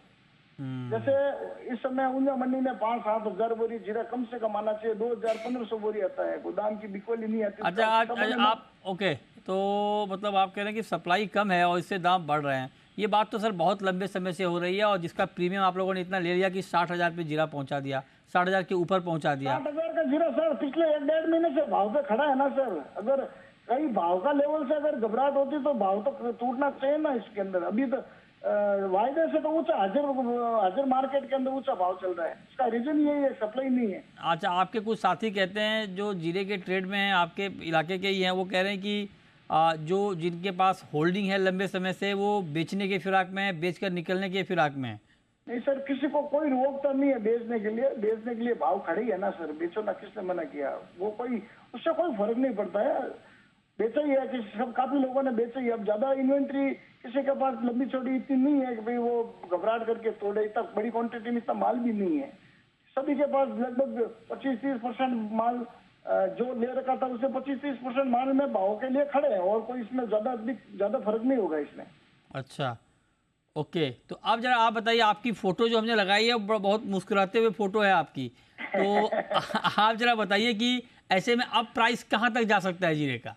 मुझे ऐसा लग रहा है सर, अगस्त महीने से लेकर दिसंबर तक की जो गिराई की रहती है, अगर ये भाव अगर 600 रुपए का जीरा भी घट नहीं रहा है तो आगे नई डिमांड इंडिया की अच्छी रहेगी ना। उन महीनों में बढ़ा के लेना पड़ेगा। मेरे को लग रहा है ऊपर में ये 750-800 रुपए का भाव भी इस बार टच कराएगा। अरे बाप रे, इतना आप लड़ा रहे हैं, आप कह रहे हैं कि 750-800। अरे सर, इंपोर्ट की बातें आने के बाद भी बाजार नहीं घट रहा है, ये तो ठीक है। बांग्लादेश एक्सपोर्ट इंडिया से ही लेगा। आपका रिकॉर्ड है, वो आपका सब रिकॉर्ड हो रहा है दिनेश जी, जो आप बोल रहे हैं नेशनल चैनल पे। याद रखिएगा, जब दाम अगर बहुत धड़ाम से गिरे तो सबसे पहले आपको जोड़ूंगा। मैंने 400 रुपए पे आपके ही चैनल पे बोला था, 600 मुझे 500 रुपए पहले जीरा बनता दिख रहा है, और आपने बोला और कितना ऊपर हो सकता है। मैंने ये कहा, मेरा मन 600 रुपए भी बोलने का है, पर मैंने अभी ज्यादा बोलना ठीक नहीं लगता, ऐसा भी बोला था आपको। अच्छा ठीक है, चलिए, बहुत शुक्रिया आपका जीरे पर अपना व्यू देने के लिए। अच्छा, बात सिर्फ ग्वार तक नहीं रुक रही है, ग्वार तो चलिए ठीक है, बहुत लंबे वक्त के बाद तेजी आ रही है। बात सिर्फ जीरे तक नहीं रुक रही है, हल्दी भी पीछे नहीं है। हल्दी में देखिए क्या तूफानी तेजी आई है, लगातार दाम ऊपर जा रहे हैं। हल्दी में आज भी 4% की तेजी आई है, 550 रुपये दाम बढ़े हैं। पूनम चंद गुप्ता जी हैं, हल्दी ट्रेडर भी हैं और टर्मरिक कमेटी के मेंबर भी हैं NCDX के। इनसे हम जानेंगे कि आखिर हल्दी को इतनी जल्दी क्यों है और हल्दी में ये तूफानी तेजी का माहौल क्यों बना है, क्या चल रहा है इसमें, आगे क्या होने वाला है, इस पर हम डिटेल में बात करेंगे। मनोज जी, पहले तो आप बताएं कि क्या हो रहा है सर ये हल्दी में। हल्दी में मृत्युंजय जी, जो स्पेशली जो महाराष्ट्र का जो रीजन है वहाँ पे सोइंग जो है वो कम है और मानसून की भी डिले हुई, उसके चलते कीमतों में जो है बढ़त देखने को मिली है। दूसरा, पिछले 2-3 सालों से जो कीमतें दबी हुई थी, तो उसके चलते हम देख रहे हैं कि जो कैरी फॉरवर्ड स्टॉक था वो लगातार कम होता जा रहा था, उसके चलते भी हमने यहाँ पे कीमतों में बढ़त आते हुए देखी है। तो उसी वजह से एक प्राइस रिएक्शन जो है यहाँ देखने को मिल रहा है। और यहाँ पे स्पेशली आंध्र प्रदेश, तेलंगाना और जो महाराष्ट्र है वहां से कमजोर स्विंग की जो है खबरें निकल कर आ रही है, तो उसके चलते कीमतों में सपोर्ट जो है वो देखने को मिल रहा है। ओके ठीक है, तो ये राय आप दे रहे हैं हल्दी पर। हमारे साथ पूनम चंद गुप्ता जी भी हैं, हल्दी के ट्रेडर तो हैं ही और साथ ही टर्मरिक कमेटी के मेंबर भी हैं NCDX के, है ना गुप्ता जी? मेंबर है ना आप? हाँ है ना। तो आपके मेंबरशिप में क्या हो रहा है हल्दी में? ये हल्दी देखो काफी समय के बाद अपना रंग बता रही है। अच्छा, ये इस साल क्या है, मेन तो जो है सोविंग के उस पर बहुत ज्यादा लोगों का उस पर नजर है, क्योंकि जो हमारे जून के अंदर सोविंग पीरियड रहता है और जून में बिल्कुल बरसात की काफी कमी रही है। इवन 15 जुलाई तक की बरसात में कमी दिखी है। तो जिसके पास वाटर सोर्स था वो तो सोविंग कर गए, बाकी जो 30% जो 65% करीब सोविंग हुई है, बाद में जो बरसात गिरी है उसमें 5-7% बढ़ा है। फिर भी 30% की कमी आज की डेट में भी दिख रही है। एक वो है। सेकंड जो पॉइंट है कि अभी तक एक्सपोर्ट चल तो रहा था, परंतु रुके हुए भाव में उनकी डिमांड थी, ऊंचे भाव में नहीं ले रहे थे। परंतु ये 8-10 दिन से उन्होंने भी अपना ऊंचे भाव में लेना शुरू कर दिया है। इसको उनकी ओर डिमांड भी काफी जबरदस्त है। ये सब हालात को देखते हुए बाजार एक तरफा बढ़ रहा है और लगता है इसमें और थोड़ी बहुत अच्छी तेजी और आ सकती है। तो आप जिस कमेटी के मेंबर हैं, आपकी कमेटी कुछ कर रही है या निगरानी है, कुछ सर्विलांस सिस्टम कुछ और बाकी चीजों पे नजर है आपकी? वो तो निगरानी कर ही रहे हैं। पूरा स्पॉट रेट और आजकल आप देख ही रहे हैं कि दोनों बराबर है और निगरानी सही है बोल के आज 22,000 टन की ओपन इंटरेस्ट आप देख रहे हैं। आज तक ये पहली बार है इतना बड़ा open interest first time NCDX में आया है। अच्छा जी, अच्छा। चलिए, बहुत शुक्रिया गुप्ता जी आपका भी हमारे साथ जुड़ने के लिए और बात करने के लिए टर्मरिक पर। तो एग्री में बड़ा एक्शन है, टर्मरिक, जीरा, ग्वार सब में तेजी का माहौल है। अब आते हैं गोल्ड पे। गोल्ड पर माल्या जी आपका क्या व्यू है? गोल्ड का मार्केट डल है, 2 महीने की ऊंचाई को छूने के बाद मार्केट रुक सा गया है, क्या करना चाहिए गोल्ड में? FOMC मीटिंग के आउटकम के पहले यहाँ पे थोड़ा सी ठहराव देखने को मिलता है, बिकॉज ऑलरेडी रिस्क प्रीमियम जो आना था वो आ चुका है। यहाँ पे मेरे ख्याल से ट्रेड पर्सपेक्टिव में अगर आप कुछ करना चाहेंगे, 60,000 के आसपास ट्रेड हो रही है कमोडिटी, यहीं पे बेचने की सलाह रहेगी। 60,190 का स्टॉप रहेगा, नीचे में टारगेट 59,700 के लिए। ओके, तो ये राय आपकी हो गई गोल्ड पे, इस पर आप नजर रखिए। मनोज जी, चांदी में कोई ट्रेड आज शाम के लिए आपको दिख रहा है इस भाव पर इस वक्त? चांदी में वर्तमान लेवल पे कोई रणनीति नहीं रहेगी मृत्युंजय जी। 6 बजे यहाँ पे यूएस के अनएम्प्लॉयमेंट क्लेम्स के डेटा आना है, तो उस समय थोड़ी वॉलेटिलिटी जो है कीमतों में देखने को मिल सकती है, लेकिन ट्रेंड अभी भी यहाँ पे पॉजिटिव है चांदी का। तो अगर डेटा के समय थोड़ी गिरावट आती है, 75,800 के आसपास के स्तर मिले तो फिर यहाँ पे लॉन्ग की सलाह रहेगी। 75,200 का एक स्टॉप लॉस लगाएं, 77,000 का लक्ष्य यहाँ पे रख के चलना चाहिए। ठीक है, रोहित हैं हमारे साथ, पूछिए रोहित जी। नमस्कार सर। नमस्कार, पूछिए। सर ग्वार 6,000 में लिया हुआ है, अल नीलो कर रहे थे, तो अभी मॉनसून राजस्थान में ज्यादा है, गवर्नमेंट का अभी रिपोर्ट आई है कि 30% ज्यादा सोएंगे है, तो सर क्या करें? 30% ज़्यादा सोइंग है, ये कौन सी रिपोर्ट है? मतलब मैंने नहीं देखी ऐसी कोई रिपोर्ट। सर एग्री वॉच के ऊपर गवर्नमेंट की रिपोर्ट निकली है, उसमें 30% एक्स्ट्रा सोइंग बता रहे हैं। अच्छा मनोज जी, ऐसा है क्या? ऑफिशियल रिपोर्ट सामने नहीं आई है और अभी यहाँ पे सोइंग जो है वो जारी है और डेटा जो है यहाँ पे ये मंथ एंड या अगस्त फर्स्ट वीक तक आएंगे तो उसके बाद जो वस्तु स्थिति है वो ग्वार की सोइंग को लेकर के क्लियर होगी। नहीं, कुछ डेटा आए हैं जो जहाँ तक मुझे याद है, मैं अभी इससे बहुत श्योर नहीं हूँ, लेकिन जहाँ तक मैंने देखा कि राजस्थान के जो सोइंग के आंकड़े आए हैं, जो टारगेट है उसका करीब 70% सोइंग हो चुकी है, ये रिपोर्ट आई है। हालांकि जो प्राइवेट के डेटा हैं वो कुछ अलग कहते हैं, तो अभी आगे तस्वीर इसको लेकर और साफ होगी। जी हाँ, आप कंटिन्यू करें आप मनोज जी।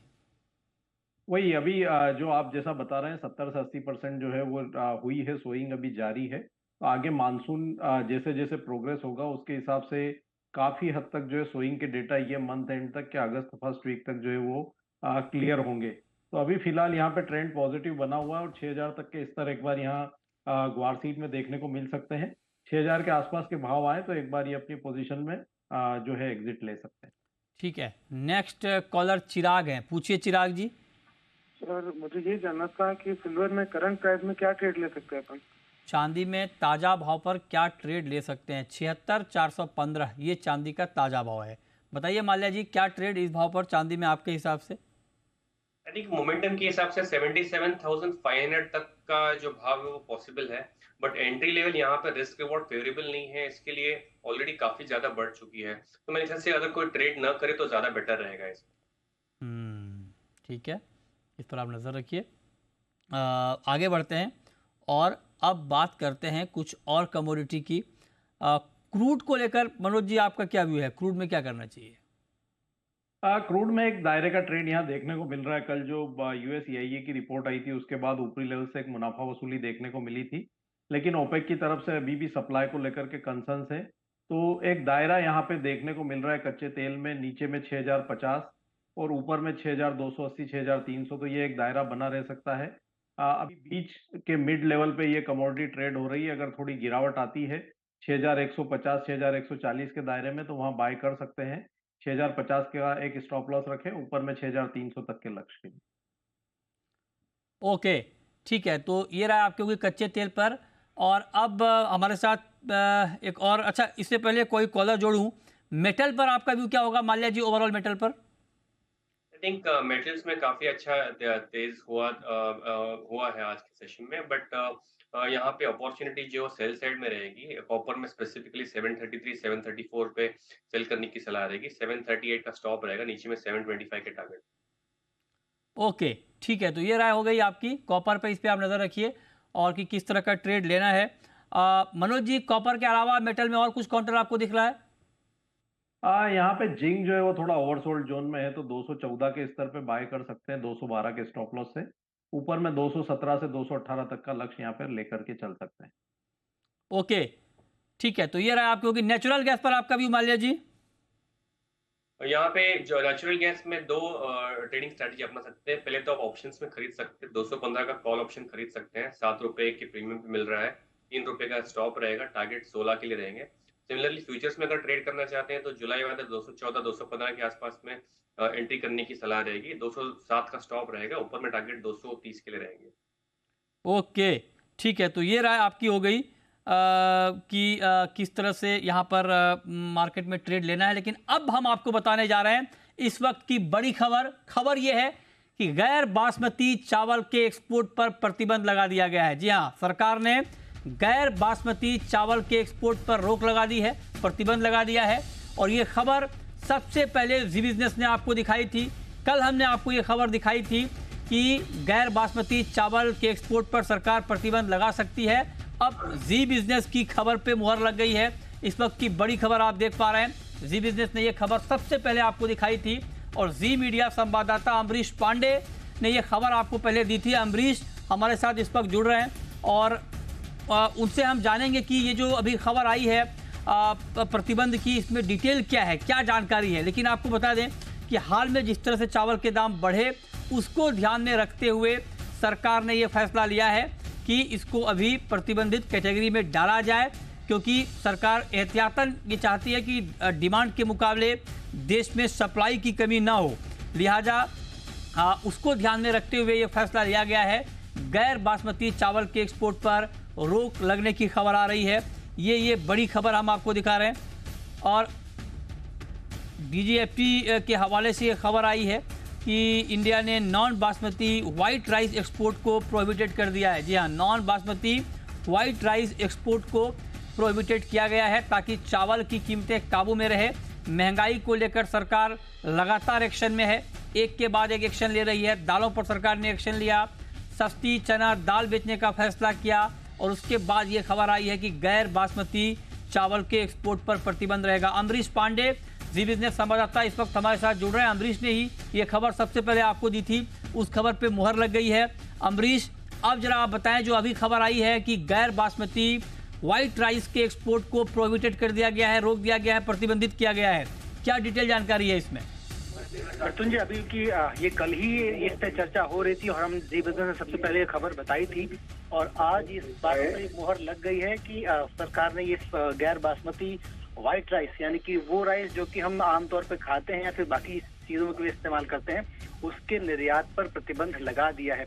हमने कल भी ये बताया था कि सरकार इस तरह के रेस्ट्रिक्टेड मोड पे जाएगी और इसके अलावा स्टेप्स में ये कदम उठाएगी और सरकार ने ये कदम उठा लिया है। आज से ही ये प्रतिबंध चालू हो जाएगा और जी बिजनेस ने सबसे पहले ये खबर दी थी। हम बार बार इसलिए बता रहे हैं क्योंकि बाकी जो लोग थे वो कंफ्यूजन यही फैला रहे थे कि एक तरह से पूरा एक्सपोर्ट बैन हो जाएगा, कई अलग अलग श्रेणियों में एक्सपोर्ट बैन हो जाएगा, इस तरह की बातें थी। जहां जी बिजनेस ने सबसे पहले ये बात बताई है कि एक्सपोर्ट पर रोक लगाने की फैसला किया है, वो भी कुछ सेक्शंस में किया है। तो सबसे पहले जी बिजनेस ने आपको ये खबर बताई थी।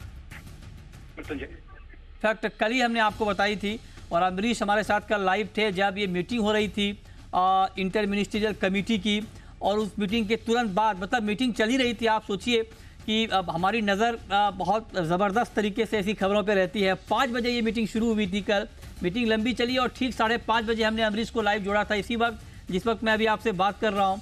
और अमरीश ने उस वक्त ये कहा था कि आज की मीटिंग शुरू हो चुकी है, मीटिंग के एजेंडे में ये है और ये हो सकता है। और एग्जैक्टली देखिए ठीक 24 घंटे के बाद ये खबर आ गई है कि गैर बासमती चावल के एक्सपोर्ट पर रोक लगा दी गई है। अमरीश, एक सवाल मेरा आपसे और होगा कि अगर मतलब कुछ जानकारी आपको मिल पाई हो, क्या ये ब्लैंकेट बैन है, पूरी तरह से प्रतिबंध है, या कुछ इसमें कुछ अलग अलग भी कैटेगरी रखे गए हैं? मृत्युंजय, देखिए ब्लैंकेट बैन नहीं है, इसमें कुछ चीजों को लेकर छूट दी गई है। एक बार ये पूरा ड्राफ्ट जब सामने आ जाएगा तो उसके बाद हम बता पाएंगे एग्जैक्टली कि किस तरह की छूट है, किस सेक्शंस में छूट है, या फिर सरकार के कुछ नियम है जो कि इस पे छूट में लागू होंगे या नहीं होंगे। लेकिन फिलहाल ये साफ कहना है कि जिस तरह से हमने कल खबर बताई थी, सरकार उसी कदम के साथ आगे बढ़ रही है और सरकार ने गैर बासमती सफेद चावल के एक्सपोर्ट पर रोक लगा दी है। ब्लैंकेट रोक नहीं हो सकती है क्योंकि सरकार ने पहले भी ये कहा है कि हम लोगों की और बाकी देशों की खाद्य सुरक्षा के साथ कोई समझौता नहीं करेंगे। तो अपने उस जिम्मेदारी को निभाते हुए भारत ने अपने लोगों की खाद्य सुरक्षा को सुनिश्चित करने के लिए पहला बैन ये लगाया है। अभी एक बार पूरा ड्राफ्ट जब आ जाएगा तब हम ये बता पाएंगे एग्जैक्टली कि आखिर ये ब्लैंकेट बैन है या फिर कुछ सेक्शंस के लिए है या फिर क्या इसमें छूट हो सकती है। लेकिन ये प्रोविजन से पहले फिलहाल ये खबर यही है कि गैर बासमती चावल के एक्सपोर्ट पर प्रतिबंध, रेस्ट्रिक्टेड कैटेगरी में इसको डाल दिया सरकार ने। ओके, अमरीश साहब बने रहे। हमारे साथ आलोक सिन्हा साहब हैं, फॉर्मर चेयरमैन है FCI के, फूड कॉर्पोरेशन ऑफ इंडिया के। आलोक जी, बहुत बहुत स्वागत है आपका जी बिजनेस पर। एक बड़ी खबर हम ब्रेक कर रहे हैं सर इस वक्त जी बिजनेस पर कि सरकार ने गैर बासमती चावल के एक्सपोर्ट पर प्रतिबंध लगा दी है। आपका पहला रिएक्शन क्या होगा? देखिए, मेरा रिएक्शन ये होगा कि इसमें कोई पैनिक की बात नहीं है, ये देश के हित में है। देखिए, किसानों को जो कीमत मिलेगा MSP के अधीन, जिसमें ज्यादा से ज्यादा मार्केटेबल सरप्लस खरीद लिया जाता है, तो उसमें किसानों को कोई नुकसान नहीं होगा। लेकिन कंज्यूमर का, उपभोक्ता का इंटरेस्ट देखना होगा, क्योंकि जब खरीफ की बुआई का समय था साल मॉनसून में थोड़ी डेफिसिट थी। यद्यपि आजकल बारिश काफी अच्छी हो रही है, लेकिन हो सकता है कि देश के कई जगहों में खरीफ की बुआई ठीक से नहीं हो पाई। तो यदि चावल का उत्पादन पिछले 3-4 वर्षों की तुलना में अगले साल का कम हो तो ये तो हित में है। ये आई एम श्योर गवर्नमेंट इसको मंथली बेसिस पे रिव्यू करेगी और जब खरीफ की बुआई हो जाएगी और जब ये संतुष्टि तसल्ली हो जाएगी कि काफी बुआई हो गई है और उत्पादन में कोई कमी नहीं होगी, तो तब वो एक्सपोर्ट पे जो टेम्पररी बैन लगा है उसको लिफ्ट कर देंगे। सर आप बताइए, आप तो एफसीआई के चेयरमैन रहे सिन्हा साहब, अभी हमारा सिचुएशन कंफर्टेबल है, सप्लाई ठीक ठाक है चावल की हमारे यहाँ सर? हाँ जी, अभी तो एफसीआई के पास बफर स्टॉक से कम 100 लाख टन ज्यादा चावल है, लेकिन आने वाले सीजन को देखते हुए it is a good precaution जनहित में कि इसको एक आध महीने के लिए रोक दिया जाए। 1 महीने बाद फिर इसको देख लिया जाएगा। It is in the public interest. अच्छा, कोई पैनिक वाली बात नहीं है आप कह रहे हैं? कोई पैनिक वाली बात नहीं। तो ये एक्सपोर्ट पर रोक लगाना ठीक है सर आपके हिसाब से? I think as a precautionary measure, looking at the fact कि जब खरीफ की बुआई हो रही थी तब देश के कई जगहों में मानसून की डेफिसिट थी, तो जब तक बुआई कंप्लीट ना हो जाए तब तक पूरी स्थिति का अच्छी तरह जांच लेना चाहिए कि उत्पादन अगले हार्वेस्ट में ठीक होगा कि नहीं। बराबर।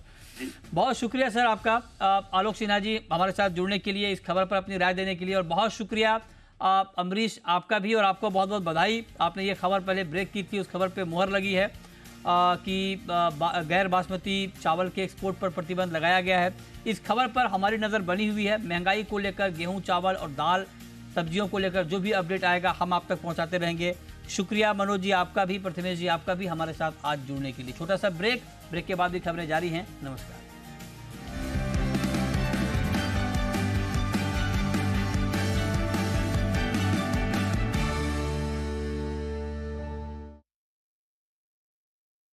डॉक्टर साहब आप तो जीनियस हो। अच्छा शेयर कौन सा लूं?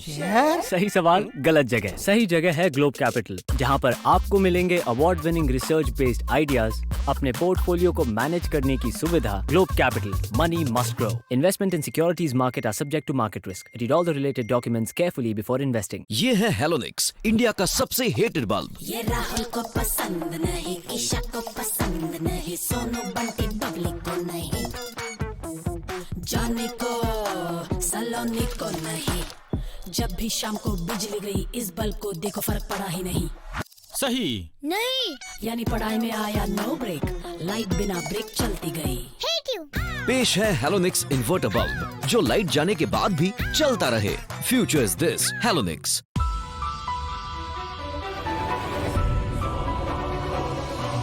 अब बटर और काजू अलग क्यों खाना? सोबिस्को डिजायर बटर और सोबिस्को डिजायर कैशू बिस्किट है ना, हमारे पूरे परिवार की पसंद। सोबिस्को डिजायर बटर बिस्किट और Sobisco Desire cashew biscuit. Chemicals हटाइए, नीम, हल्दी, चंदन, एलोवेरा, मंजिष्ठ, पाम व कोकोनट ऑयल आदि से निर्मित पतंजलि बाथ सोप अपनाइए। कुदरती स्वच्छता व सौंदर्य पाइए। ज्योति, अब ये बैग क्यों उठा लिया? मम्मी मैं जस्सू के घर जा रही हूँ पढ़ने, क्योंकि कल पेपर है ना हमारा। बेटा ऐसे रोज रोज किसी के घर में बैठ के पढ़ना अच्छा नहीं होता। उनके माँ बाप क्या सोचेंगे? मम्मी और मैं करूँ भी क्या? उनके घर वाईफाई है, अपने घर तो स्मार्टफोन भी नहीं है, और आजकल सारा काम मैडम व्हाट्सएप पे ही सेंड करती हैं। आजकल पढ़ाई होती ही मोबाइल पे है, इसलिए जाना पड़ता है मुझे उनके घर। ज्योति बेटा। पापा गिफ्ट क्या है इसमें? खुद ही खोल के देख लो। ठीक है।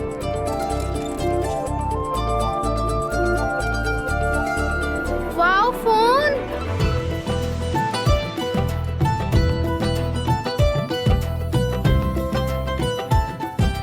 पापा ये फोन आप मेरे लिए लाए? मैं कहाँ ले सकता था बेटा, ये तो पंजाब सरकार ने हमारा फायदा किया। पंजाब सरकार? वो कैसे? जो 600 यूनिट माफ होने के कारण बिजली का बिल 0 आया, वही पैसे बचाकर मैंने अपने पुत्र के लिए मोबाइल ले लिया। पापा जी, ये जीरो बिल सिर्फ अपना ही आया या पूरे पंजाब का आया है? सरदार भगवंत सिंह मान ने पूरे पंजाब को ये तोहफा दिया। 1 साल पहले मुख्यमंत्री भगवंत मान के नेतृत्व वाली पंजाब सरकार ने ऐतिहासिक फैसला लिया और पंजाब के लोगों को 600 यूनिट मुफ्त बिजली की गारंटी पूरी की। पंजाब में 90% परिवारों को 0 बिजली बिल का लाभ मिला। आपके पैशन को मिलेगी अब तेज रफ्तार। बाइक, SUV, लग्जरी या हो स्पोर्ट्स कार,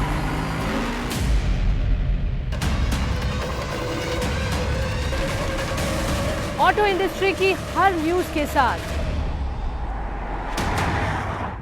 एक्सपर्ट्स के व्यूज और रिव्यूज।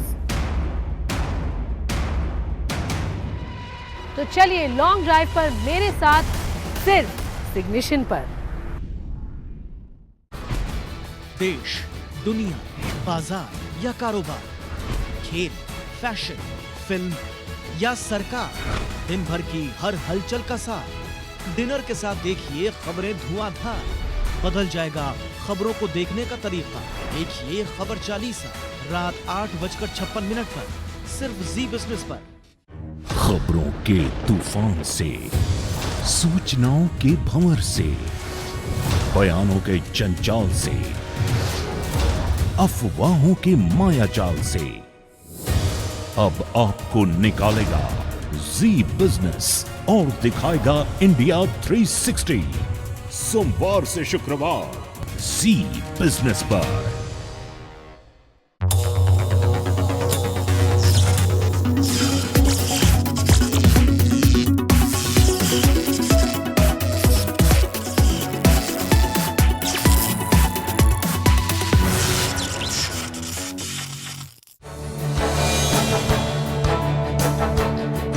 डीजल सीजन में आपको क्या चाहिए? सबसे पहले और तेज नतीजे, सही और सटीक विश्लेषण, नतीजों से पहले, नतीजों के वक्त और नतीजों के बाद शेयर के भाव का उतार चढ़ाव और परफेक्ट मूवमेंट, तीनों परफेक्ट मिलेंगे आपको सिर्फ जी बिजनेस पर। देखते रहिए।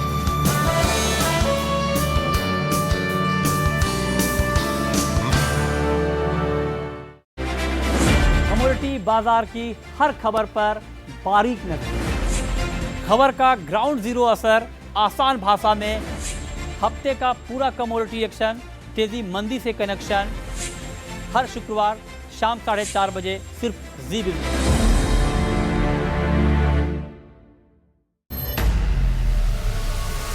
आपके पैशन को मिलेगी अब तेज रफ्तार। बाइक, SUV, लग्जरी या हो स्पोर्ट्स कार,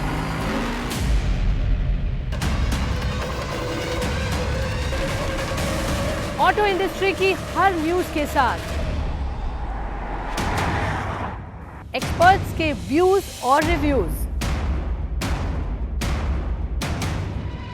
तो चलिए लॉन्ग ड्राइव पर मेरे साथ सिर्फ इग्निशन पर।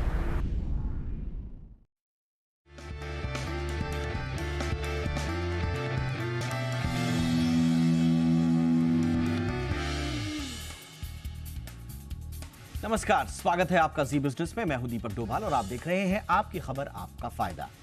आज हमारा शो साबुन के साझा इस्तेमाल पर है। आप सोच रहे होंगे कि ये तो आमतौर पर हर घर में होता है और इसमें बुराई क्या, लेकिन इसमें नई बात है। दरअसल एक स्टडी में पता चला है कि घर के सदस्य हैंड वॉश और नहाने के लिए अगर एक ही साबुन का इस्तेमाल करते हैं तो ये सेहत के लिए घातक हो सकता है।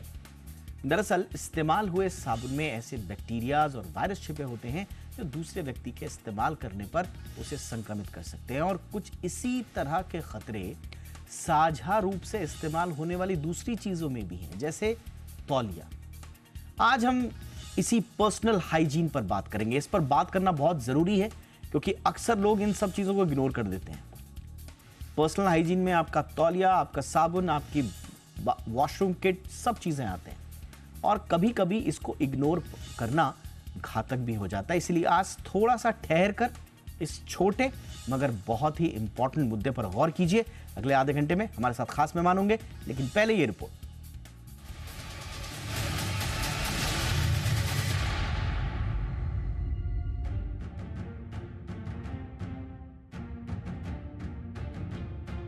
आमतौर पर घरों में हैंड वॉश के लिए लोग साबुन और तौलिए का इस्तेमाल करते हैं।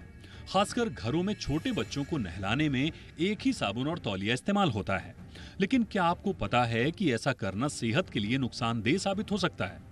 साबुन की बात करें तो इसे लेकर ऐसी कई स्टडी सामने आ चुकी हैं जिनमें कहा गया है कि साझा किए गए साबुन की लेयर पर बीमार करने वाले कीटाणु होते हैं जो सेहत को बीमार कर सकते हैं। कि एक अध्ययन में पाया गया कि इस्तेमाल किए गए साबुन में 2 से 5 अलग-अलग तरह के कीटाणु होते हैं।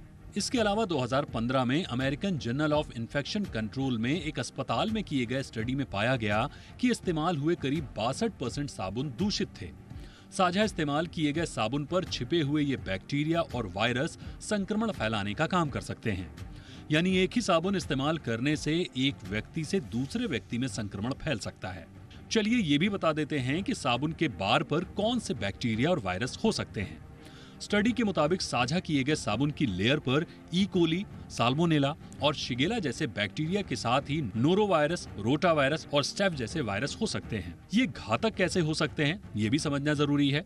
दरअसल अगर किसी की बॉडी पर घाव या चोट है या उसे कोई त्वचा संबंधी एलर्जी या डिजीज है तो उनके इस्तेमाल किए हुए साबुन दूसरे व्यक्ति के इस्तेमाल करने पर उसे संक्रमित कर सकते हैं।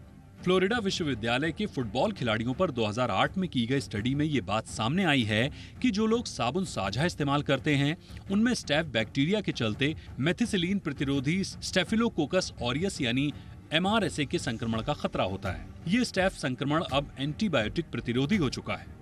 अब तौलिए के साझा इस्तेमाल के खतरे को समझते हैं।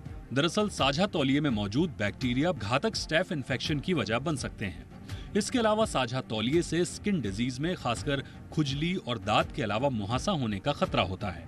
इस तरह के संक्रमणों से बचने की बात करें तो साझा साबुन और तौलिए का इस्तेमाल ना ही करें तो अच्छा है। अगर संभव नहीं है तो इस्तेमाल करने से पहले साबुन को अच्छी तरह से धो लें, इसके बाद ही उसे इस्तेमाल करें। वहीं एक बार तौलिए का इस्तेमाल हो चुका है तो उसे धोने और सुखाने के बाद ही दूसरे को इस्तेमाल करने दें ताकि बीमार करने वाले बैक्टीरिया और वायरस से खुद को बचाया जा सके। ब्यूरो रिपोर्ट, जी मीडिया। 2 खास मेहमान मेरे साथ इस वक्त मौजूद हैं। डॉक्टर शहला अग्रवाल हमारे साथ हैं, सीनियर डर्मेटोलॉजिस्ट हैं। बहुत बहुत स्वागत है डॉक्टर शहला आपका हमारे शो पर। और हमारे साथ हैं डॉक्टर स्वाति माहेश्वरी, जानी मानी फिजिशियन हैं। बहुत बहुत स्वागत है आपका डॉक्टर स्वाति हमारे शो पर। डॉक्टर स्वाति, मैं चर्चा की शुरुआत करना चाहूँगा। कोविड के बाद से थोड़ा सा पर्सनल हाइजीन पे लोगों का रुझान भी बढ़ा, उसके प्रति जागरूकता भी बढ़ी। लेकिन अब जो स्टडी आई है वो कह रही है कि साबुन को भी धुलो। मतलब साबुन से हाथ धुलना तो हमने बचपन से सुना था, लेकिन साबुन को भी धुलने के बाद इस्तेमाल करना है। बहुत सारे लोग ऐसे होंगे मेरी तरह जिनको शुरू में ये बात या तो बहुत बचकानी लग रही होगी, उनके गले नहीं उतर रही होगी, लेकिन स्टडीज बताते हैं कि ये बड़ा इंपॉर्टेंट और गंभीर है। तो ये साबुन को धोकर इस्तेमाल करने के पीछे का कारण क्या है मैम? दीपक जी थोड़ा सा ऐसे समझने की कोशिश करते हैं। थोड़ा सा एनाटॉमी समझाऊंगी, यानी कि हमारी त्वचा के बारे में जानना जरूरी है, क्योंकि जब हम हैंड वॉश करते हैं तो हमारी त्वचा ही साबुन के संपर्क में आता है। अब देखिए, जब जो हमारी त्वचा है इसके ऊपर आमूमन तौर पर भी अगर हम देखें तो लगभग 1000 बैक्टीरिया या कीटाणु जो हैं वो हमारे शरीर पर रहते हैं, हमारी स्किन पर रहते हैं। ये जो होते हैं प्रोटेक्टिव होते हैं, ऐसे बैक्टीरिया हैं जो हमें जो दूसरे कीटाणु हैं जिनसे कि हमें बीमारी हो सकती है उनसे हमारी बचत करते हैं।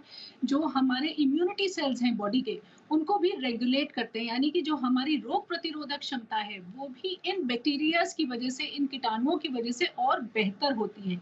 तो जब भी हम हाथ धोते हैं या हम किसी कपड़े के संपर्क में आ रहे हैं या कोई चीज हम छूते हैं, तो ये जो बैक्टीरिया होते हैं, हमारे स्किन के जो सेल्स होते हैं, ये उसके ऊपर झड़ जाते हैं या उसके ऊपर लग जाते हैं। ये एक स्किन की रूटीन प्रक्रिया है कि जो हमारे सेल्स हैं त्वचा के, वो धीरे धीरे एक नीचे की लेयर ऊपर आती है, वो फिर झड़ जाती है और फिर दूसरी लेयर बन करके आती है। तो लगातार हमारे जो स्किन के ये सेल्स हैं ये झड़ते रहते हैं और जहाँ भी हम किसी भी चीज़ के संपर्क में आते हैं वहाँ ये लग जाते हैं। ऐसे ही जब हम साबुन से हाथ धोते हैं तो साबुन जो है वो उसमें एक सर्फेक्टेंट होता है, उसमें एक ऐसा पदार्थ होता है जिसकी वजह से हम देखते हैं कि झाग उठते हैं, या अगर हमारे हाथ में कहीं तेल लगा है, ग्रीस लगी है या किसी भी तरह के और जो है इस तरह के पदार्थ लगे हैं तो वो आसानी से साबुन से निकल जाते हैं। यानी कि साबुन का काम उन बैक्टीरिया को मारना या उन कीटाणुओं को मारना नहीं है, बल्कि साबुन जो है उनको पानी के साथ मिक्स करके हमारे हाथ से बाहर निकाल देता है, यानी कि केवल धो देता है जिसे हम कहते हैं। ओके। अब कई बार क्या होता है कि साबुन जो है उसको गीला छोड़ देते हैं, या जो साबुन है वो ऐसी जगह पे रखा है जहाँ बहुत मॉइस्चर है, तो ऐसी स्थिति में देखा गया है कि क्योंकि मॉइस्चर में या पानी में कीटाणु आसानी से पनपते हैं, इसलिए उस साबुन के ऊपर भी जो है दूसरे कीटाणु जो है आकर के पनप सकते हैं। और अगर 2-3 व्यक्ति उसी बहुत अच्छे से आपने एलैबोरेट किया डॉक्टर स्वाति। इनफैक्ट जब मैं ये पूरी रिपोर्ट पढ़ रहा था तो उसमें एक सवाल जो है वो व्यूअर्स से पूछा गया था, या जो रीडर्स हैं इनफैक्ट उनसे पूछा गया था, और ये पूछा गया था कि क्या आपने कभी सोचा है कि पब्लिक टॉयलेट्स में सोप्स क्यों नहीं होते। ये विदेशों की वो बात कर रहे हैं, हमारे यहाँ तो क्या स्थिति है सब जानते हैं, लेकिन उसके बावजूद पब्लिक टॉयलेट्स में विदेशों में भी, या जो हमारे यहाँ भी जो आगे बढ़ चुके शहर हैं वहाँ पे भी पब्लिक टॉयलेट्स में सोप रखने का कोई चलन नहीं है। उसका कारण बड़ा साइंटिफिक है, क्योंकि वो जर्म्स को हार्बर कर सकते हैं। तो ये एक छोटी सी बात है जिसको शायद हम इग्नोर करते थे, लेकिन है बड़ा इंपॉर्टेंट इशू। डॉक्टर शैला, आप क्या कहेंगी मैम इस पर? जैसे कि हम कह ही रहे हैं, बहुत चौंका रही है ये बात कि साबुन को भी धोकर इस्तेमाल करना है, ये कितना इंपॉर्टेंट है? ये जो है ये सबसे इम्पॉर्टेंट है। जैसे अभी डॉक्टर स्वाति ने बोला, शायद उस साबुन में खुद वो जर्म्स पनप नहीं रहे हैं, लेकिन अगर कोई उस व्यक्ति उस साबुन को इस्तेमाल कर रहा है जिसमें वो जर्म्स हैं और वो साबुन गीला रहता है, दूसरा आपने उस साबुन को, एक्चुअली साबुन को भी धोना चाहिए, तो अगर आपने साबुन को नहीं धोया और उसको इस्तेमाल कर लिया तो वो जर्म्स वहाँ से ट्रांसमिट हो सकते हैं। आजकल दिक्कत ये हो गई है दीपक जी कि जो जर्म्स हैं वो बहुत ज़्यादा रेजिस्टेंट हैं। हमें जो डर लगता है वो उन सुपर बग्स जिन्हें बोला जाता है, क्योंकि वो अगर एक बार आपके परिवार में आ गए तो फिर उनको ठीक करना बहुत ज़्यादा मुश्किल हो जाता है। हम हमेशा, और ये देखिए ये हमारी ट्रॉपिकल कंट्री है, ट्रॉपिकल कंट्री का मतलब है आजकल देखिए बाढ़ आ रही है, बारिश हो रही है, नमी चारों तरफ है, तो साबुन को तो सूखने का मौका ही नहीं मिल रहा है। और उसके साथ साथ हम साबुनदानी पे भी ध्यान नहीं दे रहे हैं। ज़्यादातर साबुनदानी ऐसी होनी चाहिए जिसमें से पानी की निकासी होती रहे, और जो पानी कलेक्ट हो रहा है नीचे वो आप उसको साफ करते रहें। हम जो है उसे सफाई का जरिया बना रहे हैं, लेकिन उसको साफ करने की भी बहुत ज़्यादा ज़रूरत है। और कोशिश यही करनी चाहिए, खासकर जिनके घर में टीनिया इन्फेक्शन होता है, आजकल फंगल इन्फेक्शन बहुत कॉमन है, और घर में कहीं ना कहीं जो बच्चे हैं जैसे स्कूल जा रहे हैं, ज़्यादा देर तक जो वॉकिंग कर रहे हैं, वहाँ कहीं ना कहीं वो रिंगवर्म जैसी चीज़ हो जाती है। अब उसको अगर आप साबुन इस्तेमाल कर रहे हैं और उसके बाद आपने उस साबुन को ड्राई नहीं किया, देखिए मैं ये बोलूँ कि हर आदमी के लिए 6 व्यक्तियों का परिवार है तो 6 साबुन होने चाहिए, वो तो पॉसिबल नहीं होता। तो इसलिए साबुन की हाइजीन को हमें बेहतर करना बहुत ज़्यादा ज़रूरी है। साबुन को एयर कीजिए, ड्राई होने दीजिए, साबुनदानी ऐसी रखिए कि जिसमें से पानी निकलता रहे, और कोशिश ये करें कि साबुन जब आप लगाएं तो उसे थोड़ा सा धो के और फिर लादर बना लें। तो अपनी आदतें सुधारना। और दूसरी चीज़ जो मैं यहाँ कहना चाहूँगी कि हमारी भी थोड़ी सी लड़ने की ताकत कम हो गई है, खासकर कोविड के बाद हम सबको बार बार हाथ धोने की ज़रूरत हो गई है, सैनिटाइज़र की हम लोगों को आदत हो गई है। तो ये सब वो चीज़ें हैं जो आपकी स्किन की जो नॉर्मल प्रोटेक्शन है, देखिए स्किन का एक काम बैरियर भी है, वो बैरियर ऐसा होता था कि कुछ भी हो आपके अंदर नहीं जाएगा, वो ऊपर से ही निकल जाएगा। हमने सैनिटाइज़र का इस्तेमाल ज़्यादा कर रहे हैं। मेरे पास आजकल बच्चे आते हैं जिन्हें बस खपत हो गया है हाथ धोने का, वो कहीं ना कहीं वो डर वाली साइकी बैठ गई। तो यहाँ पर आपने स्किन की लेयर की जो प्रोटेक्शन है वो बिल्कुल ख़त्म कर दी, आपके हाथ ड्राई रहने लगे, आपके हाथ में कट्स होने लगे। अब इसमें उस साबुन के ऊपर अगर एक भी E coli, staph, methicillin resistant norovirus कुछ भी होगा जो शायद पहले आपको कभी नुकसान ना करता, अब वो आपको नुकसान कर सकता है, क्योंकि आपने जरिया बना दिया उसको अपनी बॉडी में जाने का। तो आपको अपने हैंड्स की हाइजीन का भी उतना ही ध्यान रखना है जितना अपने सोप की सफाई का ध्यान। बहुत इंपॉर्टेंट बात आपने बोली। और देखिए हमने एक लंबा सफ़र तय किया है स्वास्थ्य के मामले में। आज़ादी के आसपास हम लोगों की जो एवरेज एज थी वो क्या थी, 35-36 साल या उससे भी कम शायद। आज हम 70 पर खड़े हैं। ये हमने पड़ाव पार किया है, लेकिन अब लंबा जीने का जो संकट है वो खत्म हुआ है, वो कम हुआ है, वो संकट कम हुआ है, लेकिन अब क्वालिटी लाइफ जीने की बारी है। अब उस लाइफ को जो आपको लंबे रूप में मिल रही है उसको क्वालिटी से भरपूर कैसे करना है, इस पर बातचीत है। और अगर क्वालिटी लाइफ जीनी है तो हाइजीन का इस्तेमाल आपको करना ही है। कौन कौन से बैक्टीरियाज आ सकते हैं, मैं स्टडीज पढ़ रहा हूँ। ई कोली, सैल्मोनेला, शिगेला बैक्टीरिया, ये बड़े खतरनाक बैक्टीरिया माने जाते हैं। और वायरसेस, नोरो वायरस जिसका भी उद्धृत भी किया मैम ने, और रोटा वायरस और स्टाफ, ये ऐसे वायरसेस हैं, ऐसे बैक्टीरियाज हैं जो आपके साबुन में आ सकते हैं। तो ये थोड़ा सा आपको ध्यान रखना है। विजुअल ग्राफिक्स के माध्यम से भी हम आपको बता रहे हैं। अब एक और चीज़ आती है और वो है तौलिया। एक अगेन एक बेसिक चीज़, लोगों को सुनकर, बहुत सारे लोगों को सुनकर ये बचकाना भी लग रहा होगा, लेकिन ये एक्चुअल में बड़ा इंपॉर्टेंट इशू है। तौलिए को भी अगर आप शेयर कर रहे हैं फैमिली में ही, बाहर तो हम बचते हैं दूसरों का तौलिया इस्तेमाल करने से, लेकिन फैमिली के अंदर अगर आप इस्तेमाल कर रहे हैं तो उनसे भी आपकी सेहत को किस तरह के खतरे हो सकते हैं। एक छोटे से ब्रेक के बाद हम इस पर चर्चा कर रहे हैं। फौरन लौट रहे हैं, देखते रहिए आपकी खबर आपका फायदा।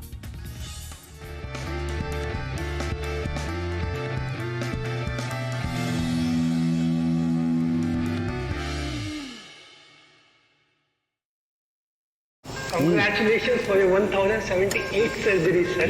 Congratulations, sir. कहाँ तक पहुँचे? Laparotomy is done, sir. कैंची देना, कैंची।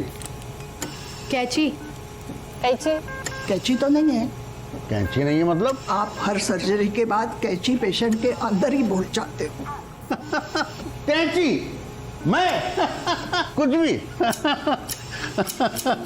हाँ। अच्छे अच्छों से भी कुछ बातें अनदेखी रह जाती हैं जो उन्हें कोई और दिखाता है। वैसे ही सैमको एक तजुर्बेदार ट्रेडर को उसका अनदेखा सच दिखाए और बनाए बेहतर ट्रेडर। Samco trading app. कैंची नहीं भूलनी है, कैंची नहीं भूलनी है, कैंची नहीं भूलनी है, कैंची कॉल शॉट नहीं करनी, कॉल शॉट नहीं करनी, कॉल शॉट नहीं करनी, कॉल शॉट, कैंची नहीं भूलनी है, कॉल शॉट। सैमको सिक्योरिटीज ने मेरे ट्रेडिंग का अनदेखा सच मुझे दिखाया कि जब जब मैंने कॉल लॉन्ग किया है बेहतर ट्रेडिंग की है, जब जब मैंने कॉल शॉर्ट किया है पैसा गवाया।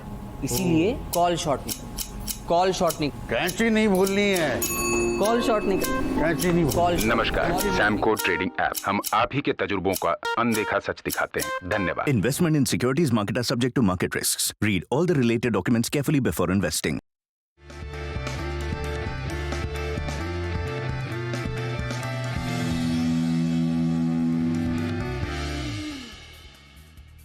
ब्रेक के बाद आपका स्वागत है।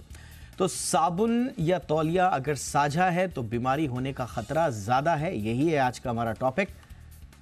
डॉक्टर स्वाति, तौलिए पर भी बात कर लें, और तौलिया क्यों, जो पर्सनल हाइजीन के दायरे में आने वाली जितनी भी चीजें हैं, हर चीज जो हम साझा करते हैं अक्सर इग्नोरेंस में, सब सेहत के लिए बड़ा खतरा।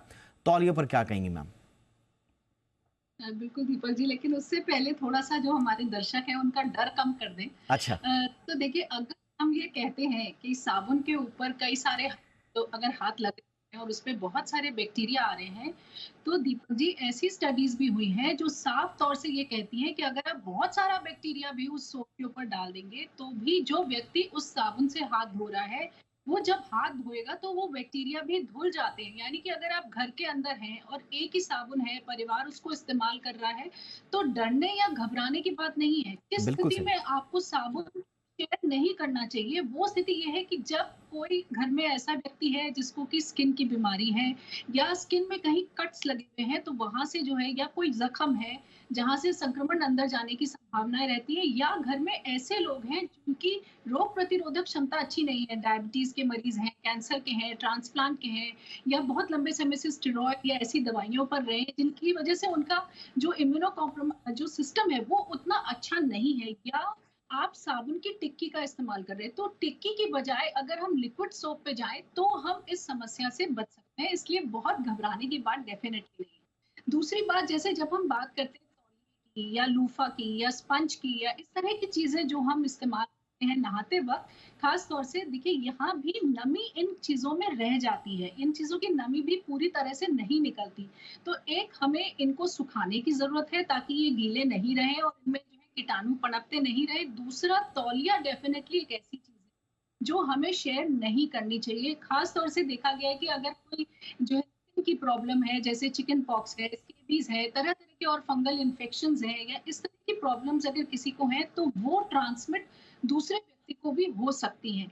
इसलिए तौलिए का हम ये कहेंगे कि एक तो उसे अच्छे से धोना और सुखाना, ये दोनों चीजें ही बहुत जरूरी रहेंगी। और वहीं अगर हम शेयर कम से कम वो अच्छा है, लेकिन अगर घर में कोई बीमार नहीं है, कोई ऐसी जो है परेशानी घर में नहीं है, या कोई बहुत ज्यादा ग्रसित नहीं है, किसी स्किन बहुत कटी हुई या जख्मी नहीं है, तो आप इस्तेमाल कर सकते हैं। उसमें बहुत ज्यादा घबराने की बात नहीं है, क्योंकि जो बैक्टीरियाज आमूमन तौर पे हमारी त्वचा में वो बीमारियां नहीं करते हैं। सही बात। वो और ज्यादा अगर आप देखें तो परिवार के अंदर जो 5-6 लोग होंगे, उनके जो बैक्टीरियाज होंगे वो भी कॉमन ही होते हैं, कि वही बैक्टीरिया मदर पे भी होगा, ये आपने बिल्कुल, क्योंकि आपका एक सा है, आप कपड़े एक से पहन रहे हैं। अनटिल अनलेस घर में कोई ऐसा जना है जो कि हॉस्पिटल में काम करता है या किसी ऐसी फैक्ट्री में काम करता है, या जो है क्लीनिंग का काम है, जहां आप बार बार इस तरह के कीटाणुओं से आपको जो है रोज ब रोज आप एक्सपोज हो रहे हैं, तब ये संभावनाएं ज्यादा रहती है। और इसीलिए ऐसे लोगों के लिए साबुन से अच्छे से हैंड वॉश करना। देखिए कई बार हम बोलते हैं कि हैंड वॉश तो कर लिया, लेकिन 20 सेकेंड अगर आप अच्छे से हैंड वॉश नहीं कर रहे तो वो हैंड वॉश भी उतना इफेक्टिव नहीं रहता है। और वहीं जहां हम ऐसे साबुन की बात करते हैं जो कहते हैं कि हम एंटीबैक्टीरियल हैं, अब ऐसे भी साबुन आने लगे हैं जो कहते हैं कि हम एंटीबैक्टीरियल हैं, यानी कि हम बैक्टीरिया को मार देंगे। तो ये स्टडीज साफ तौर से कहती है कि एंटीबैक्टीरियल साबुन और साधारण साबुन जो है उसमें कोई फर्क नहीं है। आप साधारण साबुन भी उतने ही अच्छे तरह से इस्तेमाल कर सकते हैं, क्योंकि जो एंटीबैक्टीरियल साबुन आपने बिल्कुल सही कहा मैम। इनफैक्ट भारतीय परिप्रेक्ष्य में तो कहा जाता है कि हमारे जो पूर्वज थे वो मिट्टी से और राख से अपने हाथ को साफ कर लिया करते थे। हालांकि रिकमेंड तो नहीं किया जाता आज के समय में, क्योंकि उपलब्धता साबुन तक या इस तरह के हाइजीन से रिलेटेड जो चीज़ें हैं, हैंड वॉश से रिलेटेड जो चीज़ें हैं, उन तक आपकी है। बहुत ज़्यादा घबराना नहीं है। अच्छा हुआ मैम ने थोड़ा सा क्लैरिफाई भी कर दिया, क्योंकि बहुत सारे लोग बहुत ज़्यादा कई बार घबरा भी जाते हैं। इनफैक्ट 2008 से पहले भी शायद इतना ज़्यादा इसको लेकर डर नहीं था, लेकिन 2008 में एक स्टडी आई थी यूनिवर्सिटी ऑफ फ्लोरिडा में, जो फुटबॉल प्लेयर्स थे उनको एक ख़ास तरह का इन्फेक्शन हो गया जो उनको बार बार हो रहा था। तो तब शायद यूएस जो सीडीसी है उसने रिकमेंड किया था कि पर्सनल आइटम को आप शेयर करना बंद कर दें या कम कर दें। तो ये मैंने जैसा कहा कि कोई इससे कोई ऐसा नहीं है कि कोई जान के ऊपर खतरा है, लेकिन एक क्वालिटी ऑफ लाइफ अगर आपको अच्छे से जीनी है तो उसके लिए इन छोटी छोटी बातों का ध्यान आपको आवश्यक रखना है। डॉक्टर शैला, तौलिए से रिलेटेड या बाकी जो पर्सनल हाइजीन से रिलेटेड चीज़ें हैं जो हम साझा करते हैं, उनको उनकी हिदायत से जुड़ी हुई कोई और बात आप ऐड करना चाहें मैम? जी, सबसे ज़रूरी बात जो सब चीज़ों की जड़ है वो है नमी। तो आपको तौलिया सुखाना है। जिस दिन धूप निकलती है उस दिन वो धूप में जाएगा ही जाएगा। और यहाँ मैं साथ साथ बात करती चली जाऊँ कि इवन जो आपके शूज़ होते हैं, जैसे बच्चों के यूनिफॉर्म के शूज़ हैं या ऑफिस के शूज़ हैं, तो वो भी एक तरह से लेदर है और फंगस बैक्टीरिया उसके अंदर भी चला जाता है। तो हर संडे ये आपका मामूल होना चाहिए कि सब कुछ जो है धूप में सूखेगा। उसको सन से बेहतर एंटीबैक्टीरियल और कुछ नहीं है। दूसरी चीज जो बहुत जरूरी है कि तौलिया कब धुलना चाहिए। आपने तौलिए से नहाए और तौलिए को सुखा लिया, और फिर चाहे आप यूज कर रहे हैं या 4 लोग यूज कर रहे हैं, पर तौलिया भी तो धुलना चाहिए ना। तो 3 यूज के बाद आपका तौलिया धुलना चाहिए। पहली बात, परिवार में नहीं शेयर करना चाहिए सबको, और खासकर बच्चों और बड़ों को। कहीं ना कहीं फ़र्क क्या है, देखिए जब 6 साल तक के बच्चे होते हैं तब हम उन्हें बेबी सोप और बेबी शैम्पू से नहलाते हैं और बड़े खुश रहते हैं कि वो बच्चों वाले शैम्पू और सोप यूज़ कर रहे हैं। लेकिन बड़ों में हम वो नहीं यूज़ कर सकते, क्योंकि हमारे जो स्वेट और सीबम और बैक्टीरिया हैं वो बच्चों से फ़र्क होते हैं।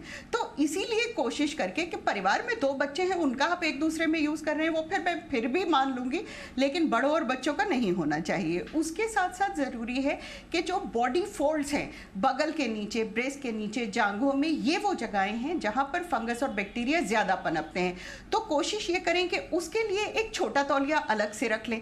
और क्योंकि वही बात बात है कि आजकल नमी इतनी है, कुछ नहीं सूख रहा है, तो आप तौलिया अलग, बड़ा तौलिया अलग रखें बॉडी को सुखाने के लिए, और बॉडी फोल्ड्स के लिए वो छोटा तौलिया सबके लिए अलग कर दें। लूफा कतई शेयर नहीं होना चाहिए, बिकॉज लूफा का मतलब है कि वो आपकी बॉडी को एक्सफोलिएट कर रहा है। जैसे मैम ने बताया कि स्किन सेल्स झड़ते रहते हैं, पर स्किन सेल्स झड़ते रहते पर अपने स्किन सेल्स अपने तक ही रखिए। देखिए, हम डर्मेटोलॉजिस्ट हैं और स्किन स्पेशलिस्ट के पास मरता क्या ना करता आदमी तभी पहुंचता है जब उसकी वो ऑलमोस्ट जो है परेशान हो जाता है। और बिलीव मी, जब खुजली होनी शुरू होती है, लोग बोलते हैं ना कि स्किन स्पेशलिस्ट की क्या इमरजेंसी होती है, जिसको खुजली होती है उससे पूछिए। तो कोशिश ये कीजिए। और आजकल फंगस और बैक्टीरिया बहुत ज़्यादा रेजिस्टेंट हो गए हैं, मतलब वो नॉर्मल चीज़ों से नहीं ठीक हो रहे हैं। तो हमारी ताकीद कोशिश ये रहनी चाहिए कि एक दूसरे की शेयरिंग कम करें, ताकि हम उस सिचुएशन में पहुंचे ही नहीं। और ये कोई बहुत बड़ी चीज नहीं बोल रहे हैं, एक बार आपको आदत हो जाएगी तो आदत हो जाएगी। घर में जो है कोशिश यही रही है कि नमी कम रहे, गीलापन कम रहे। बिल्कुल आपने सही कहा। और देखिए, बहुत छोटी छोटी बातें, अब मैम खुद बता रही हैं कि जब उनके पास लोग आते हैं और परेशान होकर आते हैं तो पता चलता है कि बहुत छोटी छोटी बातें हैं जो हम लोगों ने इग्नोर करी हैं। और अगर हम समय रहते उनका ध्यान रखें, उनको जहन में रखें अपने, तो उस परेशानी तक भी आदमी नहीं पहुंचेगा। बहुत सारे लोगों को लगता है साबुन, तौलिया जैसी पर्सनल हाइजीन की चीज़ों पर मॉरल प्रीचिंग लोग करते हैं, लेकिन ऐसा नहीं है। ये इतनी छोटी छोटी बातें अगर आपने इनको ध्यान में रखना शुरू कर दिया, आप यकीन मानिए क्वालिटी ऑफ लाइफ जिसकी हम बात कर रहे हैं वो तो ठीक है, वो तो आपकी बेहतर होगी ही, साथ ही साथ आप बहुत सारी अनजान बीमारियों की चपेट में आने से भी बच सकते हैं। और ये हम नहीं कह रहे, ये दुनिया भर की स्टडी कह रही है। एक बात मैं और बोलना जी, संक्षेप में बोल अगर इफ आई कैन इंटरजेक्ट दीपक। हाँ, खासकर इस मौसम में मैं ये चाहती हूँ कि अंडरगारमेंट्स जो होते हैं उसको माँ बाप, खासकर बच्चों को जब वो स्कूल जा रहे हैं वो वाले, उनको आयरन करके प्रेस करके पहनाएं। नमी जो है वो हमारी सबसे बड़ी दुश्मन है। तो कोशिश ये कीजिए कि जो अंदरूनी कपड़े हैं जो आपके शरीर के पास रहते हैं, पर्सनल हाइजीन तो सिर्फ आपकी है और जो आपके सबसे करीब है वही आपको सुरक्षित रख सकता है। ये आपने बहुत इंपॉर्टेंट बात बोली। बरसात का सीजन चल रहा है, इसलिए नमी जो आपका सबसे बड़ा दुश्मन है, उससे आपको अपने कपड़ों को, अपने शेयर करने वाले तौलिए, जो भी चीजें, और यहाँ तक कि साबुन को भी बचाना है। एक छोटी सी बात आज के शो के माध्यम से आप तक पहुंची। बहुत बहुत शुक्रिया आप दोनों का वक्त निकालने के लिए। Doctor Shaila, thank you so much. Doctor Swati, बहुत बहुत शुक्रिया मैम। आपकी खबर आपका फायदा में इतना ही। इजाजत दें, नमस्कार।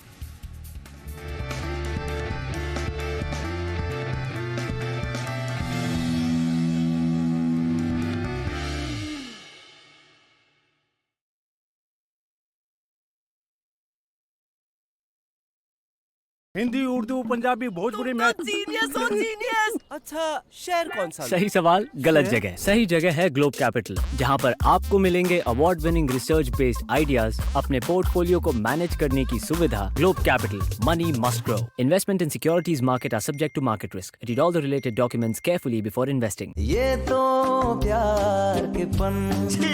इनकी शान की तो लग गई। ऐसा आपके और आपके फर्नीचर के साथ ना हो, इसलिए लाइए सिरका PU पॉलिश, जो प्रिजर्व करे फर्नीचर और वुडन सर्फेसेज की नेचुरल ब्यूटी को। सिरका है तो शान है। सारी साफ सुथरी चीजें सेहत के लिए अच्छी हो ये जरूरी नहीं, लेकिन हमारी सेहत से जुड़ी सारी बातें निश्चय ही शुद्ध होनी चाहिए। उसी प्रकार लायन डेट्स हमारी सेहत का ख्याल रखने वाले डेट्स को दुनिया में पहली बार तकनीकी मदद से बिना हाथों से छुए स्वच्छ प्रकार से पैक किया जाता है। लायन डेट्स, आखिर स्वच्छता ही सेहत की पहली सीढ़ी है।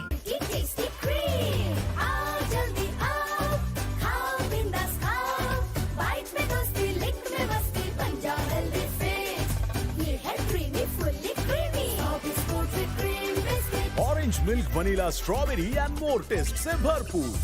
सो बिस्कुट क्रिस्पी। ये भारत का नंबर 1 सबसे भरोसेमंद फाइनेंशियल सर्विसेज ब्रांड है, मुथूट फाइनेंस गोल्ड लोन। खोलिए खुशियों की तिजोरी।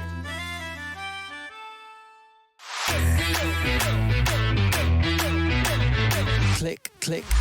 Meet the real superstars that make a film come to life. They are the details that matter. Introducing Realme 11 Pro Series 5G. Click. स्वाद है सब याद है, हम तुम सब कुछ याद है। हम तुमको कैसे भूलें? Sorbisco हम तुम क्रैकर्स बिस्किट्स। सदियों से जिस एलोवेरा से लोग थे अनजान, हमने किया उस पर वैज्ञानिक अनुसंधान और ये पाया कि पतंजलि एलोवेरा जेल से 3 से 7 दिन में पिंपल्स, रिंकल्स, डार्क सर्कल ठीक हो जाते हैं। व रैशेज, इचिंग व स्किन इरिटेशन में तो इंस्टेंट बेनिफिट मिलता है और आपकी स्किन रहती है एवर यंग। क्लोजिंग शो में दोपहर 2 बजे से शुरू होगा बाजार का भरपूर एक्शन और BTS कॉल्स। 2:30 बजे मैं आपको दूंगा निफ्टी और बैंक निफ्टी पर अगले 1 घंटे के लिए ट्रेडिंग स्ट्रेटेजी। 2:45 पर लगाएंगे निफ्टी पर निशाना। 3 बजे आपको मिलेगी बेहतरीन शॉर्ट टर्म इन्वेस्टमेंट पिक। 3:10 पर देखिए कैश का ऑप्शन। 3:20 पर मैं आपको दूंगा अगले दिन के लिए निफ्टी और बैंक निफ्टी ट्रेड करने का सही ऑप्शन। देखिए मेरे साथ फाइनल ट्रेड दोपहर 1:56 से नॉन स्टॉप 3:30 बजे तक सिर्फ जी बिजनेस पर। क्या आप शेयर बाजार में ट्रेडिंग करते हैं ना? तो रोज सुबह 7:30 बजे जी बिजनेस पर आपको वो सब कुछ मिलेगा जो ट्रेडर्स को हर रोज चाहिए। Cash, futures, options, index, technical picks, खबरों के दम पर शेयर और इन्वेस्टर्स के लिए कुछ नहीं। अरे है ना, एक बेहतरीन इन्वेस्टमेंट पिक भी और शानदार फंडा पिक भी, यानी कि ट्रेडिंग का डेली डोज हर रोज सुबह 7:30 बजे लीजिए जी बिजनेस पर, सिर्फ ट्रेडर्स डायरी में।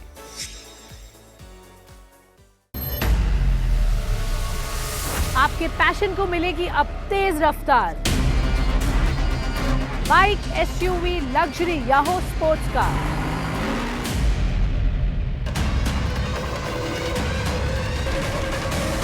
ऑटो इंडस्ट्री की हर न्यूज के साथ एक्सपर्ट्स के व्यूज और रिव्यूज।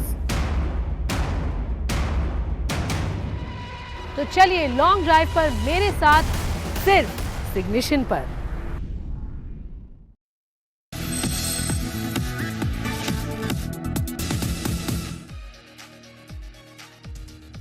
नमस्कार, मनी गुरु की इस खास पेशकश में आप सभी का स्वागत है। मैं हूं स्वाति रायना। पिछले 1 साल में हेल्थ इंश्योरेंस पॉलिसी का प्रीमियम कम से कम 10 से 25% तक बढ़ा है। हेल्थ इंश्योरेंस आज के ज़माने में बहुत ज़रूरी है और ऐसा इसलिए क्योंकि अब इलाज का खर्च बहुत बढ़ गया है और अगर आपके पास हेल्थ इंश्योरेंस नहीं है तो बीमार होने पर आपको अपनी जेब से भारी भरकम रकम चुकानी पड़ सकती है और समय के साथ साथ हेल्थ इंश्योरेंस का प्रीमियम भी लगातार बढ़ता जा रहा है। तो आज जानेंगे वो तरीके जिससे आप अपने हेल्थ इंश्योरेंस का प्रीमियम कम कर सकते हैं और कैसे करें। इस पर चर्चा करने के लिए हमारे साथ 2 खास एक्सपर्ट्स हैं, उनका परिचय करा देते हैं। Kapil Mehta, CEO secure now, और दीपक युहानन, CEO माई इंश्योरेंस क्लब। कपिल और दीपक, आप दोनों का बहुत स्वागत करते हैं हम मनी गुरु के आज के इस चर्चा में शामिल होने के लिए। हेल्थ इंश्योरेंस सुनने में लगता है कि हाँ बहुत ज़रूरी है, पर आंकड़े कुछ नहीं बताते हैं ये, क्योंकि अभी भी जो इंश्योरेंस का दायरा है भारत में वो बहुत ही कम है। जितने लोगों को इंश्योरेंस लेना चाहिए उतने लोग इंश्योरेंस नहीं ले रहे हैं। शायद कोविड के बाद थोड़ा ये बदला ज़रूर है, मानसिकता में बदलाव ज़रूर आया है, जागरूकता ज़रूर बढ़ी है, लेकिन आंकड़ों में शायद उतना नहीं पता चलता। पर आज हम चर्चा करने वाले हैं कि जो ये हेल्थ इंश्योरेंस बढ़ा है, क्या बड़ी वजहें हैं। इसलिए कपिल, मैं आप शुरुआत आपसे करना चाहती हूँ। पिछले 1 साल में हमने देखा है कम से कम 25% तक जो प्रीमियम है उसमें बढ़ोतरी हुई है।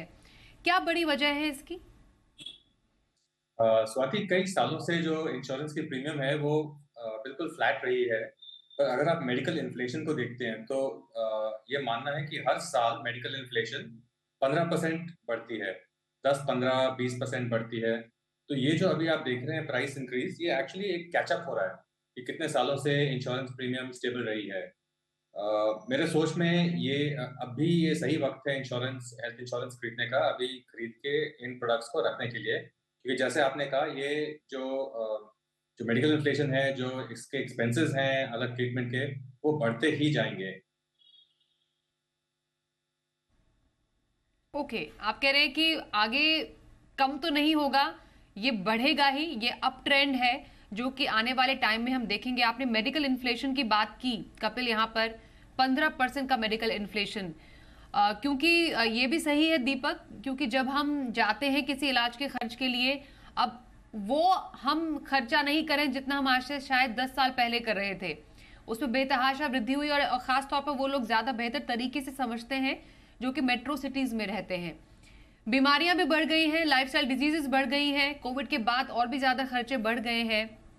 तो ऐसे में हेल्थ इंश्योरेंस कितना ज़रूरी, हर कोई ये जानना चाहता है, क्योंकि शुरुआत में जैसा मैंने बोला कि आंकड़े इतना वो नहीं बताते जितनी ज़रूरत हमें महसूस होती है। क्यों हेल्थ इंश्योरेंस का जो दायरा है अभी भी भारत में कम है? क्यों हेल्थ इंश्योरेंस ज़्यादा से ज़्यादा लोगों के पास आज की तारीख में नहीं है? तो इंश्योरेंस ऐसा प्रोडक्ट है जो सबको लगता है कि प्रॉब्लम मुझे नहीं होगा, और इसीलिए लोग उसको खरीदने में थोड़ा हिचकते हैं।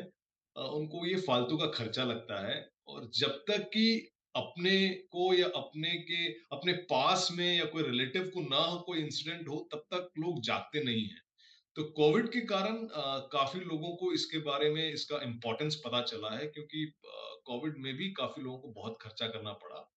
तब जाके काफी लोगों को हेल्थ इंश्योरेंस के बारे में एक अवेयरनेस आया है, और उसके कारण आप अगर देखोगे लास्ट 2-3 साल अच्छा ग्रोथ हुआ है इंश्योरेंस कंपनीज में, हेल्थ इंश्योरेंस सेगमेंट में।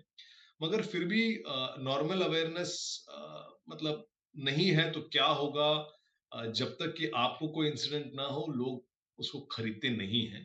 बट ग्रेजुअली चेंज हो रहा है, क्योंकि बहुत सारे यंगस्टर्स को आजकल लाइफस्टाइल डिजीजेस हो रहे हैं और उनके कॉस्ट काफी एक्सपेंसिव हैं। तो आपको ये चेंज अब धीरे धीरे आपको दिखने में मिल रहा है। होपफुली ये बदलाव जो अच्छा बदलाव है ये होना चाहिए, ज़्यादा से ज़्यादा लोग इंश्योर्ड होने चाहिए, हेल्थ इंश्योरेंस हेल्थ बीमा होना चाहिए। और ये कपिल और दीपक दोनों ने बताया कि इसकी बड़ी वजह क्या है। अब सबसे ज़्यादा जो लोगों को चुभती है बात वो ये है कि एक तो इलाज का खर्च ज़्यादा, ऊपर से प्रीमियम का अगर खर्च भारी हो जाए जेब पर तो इसको मैनेज करना कितना कठिन हो जाता है। इसलिए कपिल हम कुछ स्मार्ट तरीकों की यहाँ पर बात करने वाले हैं आप एक्सपर्ट्स के जरिए, कि आप इस प्रीमियम के बोझ को कितना कम कर सकते हैं। क्या वो तरीके हैं जिससे कि आपका प्रीमियम कम हो सकता है, अब आप कम प्रीमियम दें। तो यूजुअली कहा जाता है कि अगर आपको एक इंश्योरेंस लेना है आप एक बेस कवर ले लीजिए। और कपिल मेरा सवाल आपसे होगा ये कि हम एक बेस कवर लेते हैं, यूजुअली 5 लाख का एक स्टैंडर्ड बेस कवर माना जाता है। उसके बाद अगर आपको अपने कवर को बढ़ाना है तो आप टॉपअप या सुपर टॉपअप कीजिए। कम प्रीमियम पर ज्यादा कवर का एक बेहतरीन तरीका हो सकता है। क्या ये एक तरीका आपको लगता है स्मार्ट तरीका है एक ओवरऑल प्रीमियम कम करने का कपिल?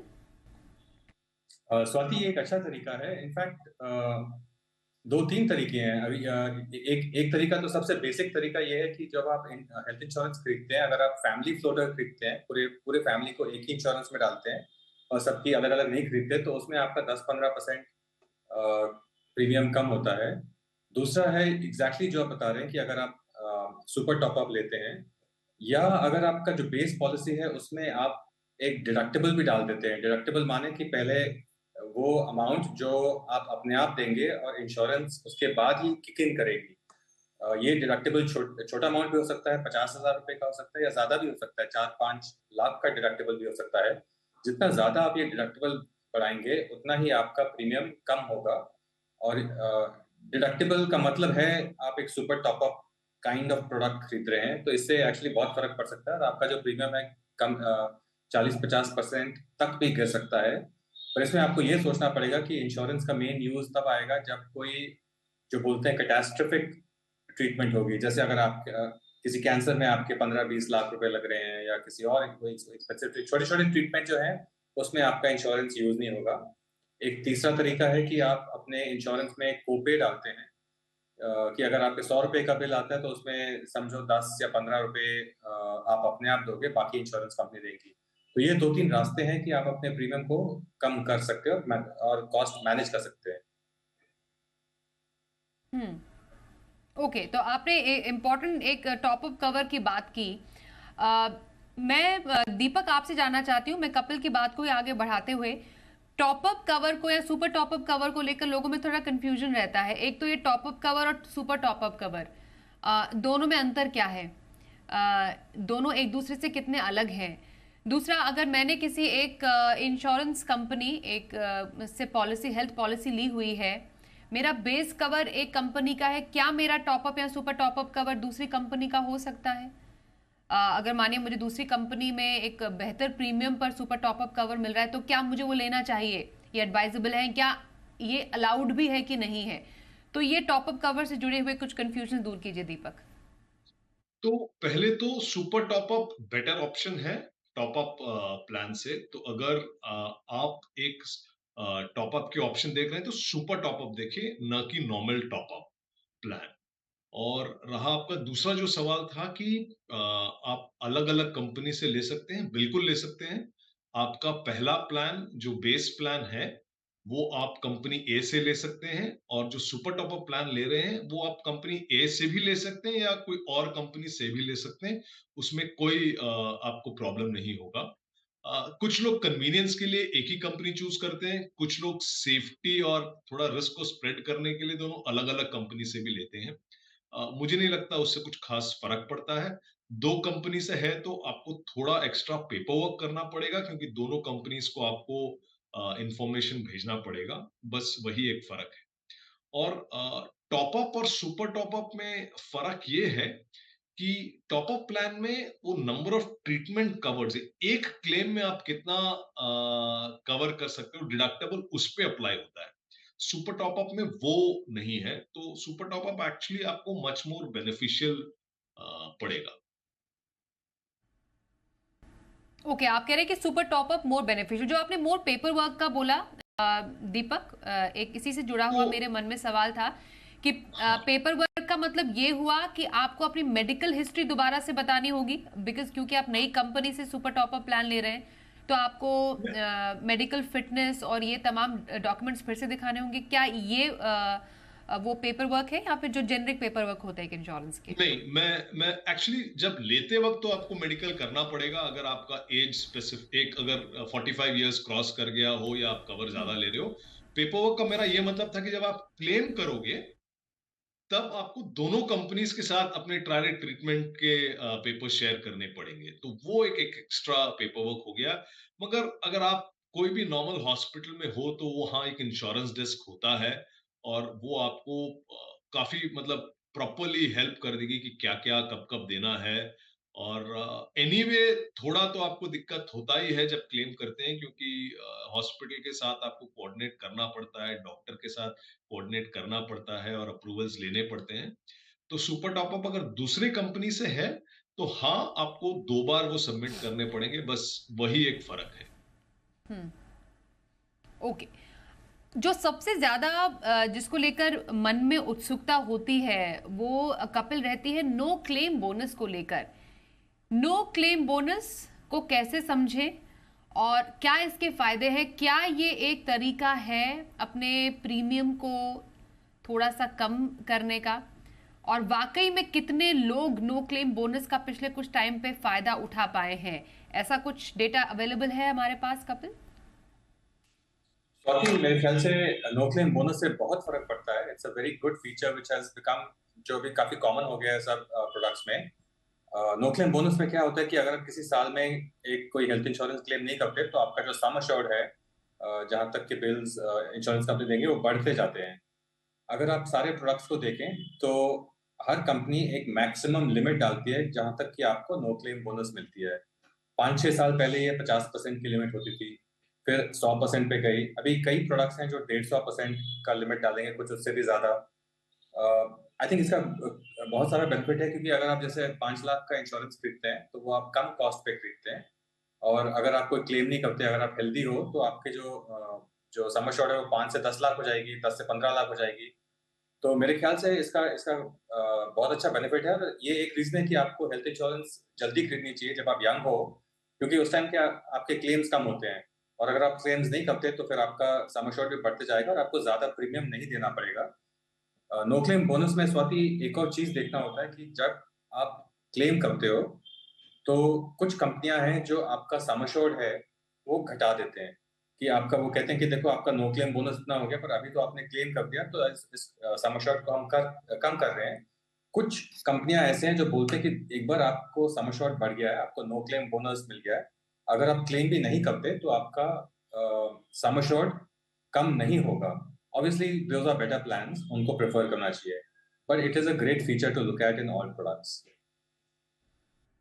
ओके, सो कपिल, मतलब क्लेम फ्री साल एक होगा, मतलब कोई भी आप मतलब मानिए किसी एक पर्टिकुलर ईयर में क्लेम नहीं किया गया है तो उसको क्लेम फ्री साल माना जाएगा नो क्लेम बोनस में, और उसके अगले साल में फायदा उठाया जा सकता है। Is that right? That is right. और इनफैक्ट कुछ कंपनियां ये बोलते हैं कि अगर आपका नो क्लेम बोनस है तो मैक्सिमम एक साल में 10% आपका बढ़ सकता है सम एश्योर्ड, या 25% बढ़ सकता है। तो हर साल आपका बढ़ते जाता है और फिर वो एक मैक्सिमम कैप डालते हैं, जो जिसकी मैं बात कर रहा था पहले। पर एग्जैक्टली वो होता है, आप इस साल में क्लेम नहीं करेंगे तो अगले साल आपका सम एश्योर्ड बढ़ जाएगा। और ये साल की जो बात करते हैं, this is not the calendar year, ये आपके इंश्योरेंस पॉलिसी का साल है जब आपने पॉलिसी खरीदी। बिल्कुल, ये आपने अच्छा किया, क्लियर कर लिया कपिल कि आपने कौन सी तारीख, कौन से मंथ में इंश्योरेंस पॉलिसी खरीदी है, उससे लेकर एग्जैक्टली एक साल तक वो साल माना जाएगा। तो नो क्लेम बोनस बेसिकली, एक तो आप क्लेम नहीं करते, जैसे छोटे छोटे इलाज के खर्च को आप क्लेम नहीं अगर कर रहे हैं, आप अपने जेब से खर्च करना चाह रहे हैं, बड़ा इलाज का खर्च है तो आपने इंश्योरेंस का इस्तेमाल कर लिया, या फिर आप हेल्दी है, आपको जरूरत ही नहीं पड़ी क्लेम लेने की, तो वो एक अच्छा रिवॉर्ड आपको मिल सकता है, जिसका जिक्र कपिल ने किया। एक ब्रेक के लिए यहाँ पर रुकते हैं, ब्रेक के बाद भी कुछ और तरीके समझेंगे कि आप कैसे, किन तरीकों से अपना प्रीमियम कम कर सकते हैं। आप तो इंश्योरेंस पॉलिसी पोर्टेबिलिटी भी है, वो भी एक तरीका हो सकता है। इस पर और चर्चा थोड़ी देर में।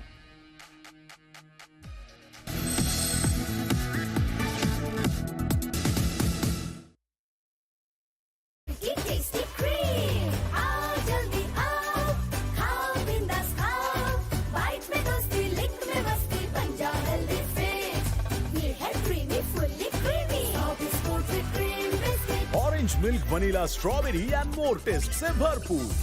सो इसको ट्रीट क्रिस्पी। सदियों से जिस एलोवेरा से लोग थे अनजान, हमने किया उस पर वैज्ञानिक अनुसंधान और ये पाया कि पतंजलि एलोवेरा जेल से 3 से 7 दिन में पिंपल्स, रिंकल्स, डार्क सर्कल ठीक हो जाते हैं। व रैशेज, इचिंग व स्किन इरिटेशन में तो इंस्टेंट बेनिफिट मिलता है और आपकी स्किन रहती है एवर यंग।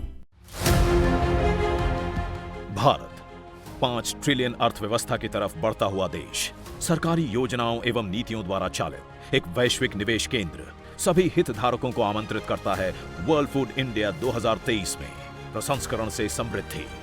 3 से 5 नवंबर, प्रगति मैदान, नई दिल्ली।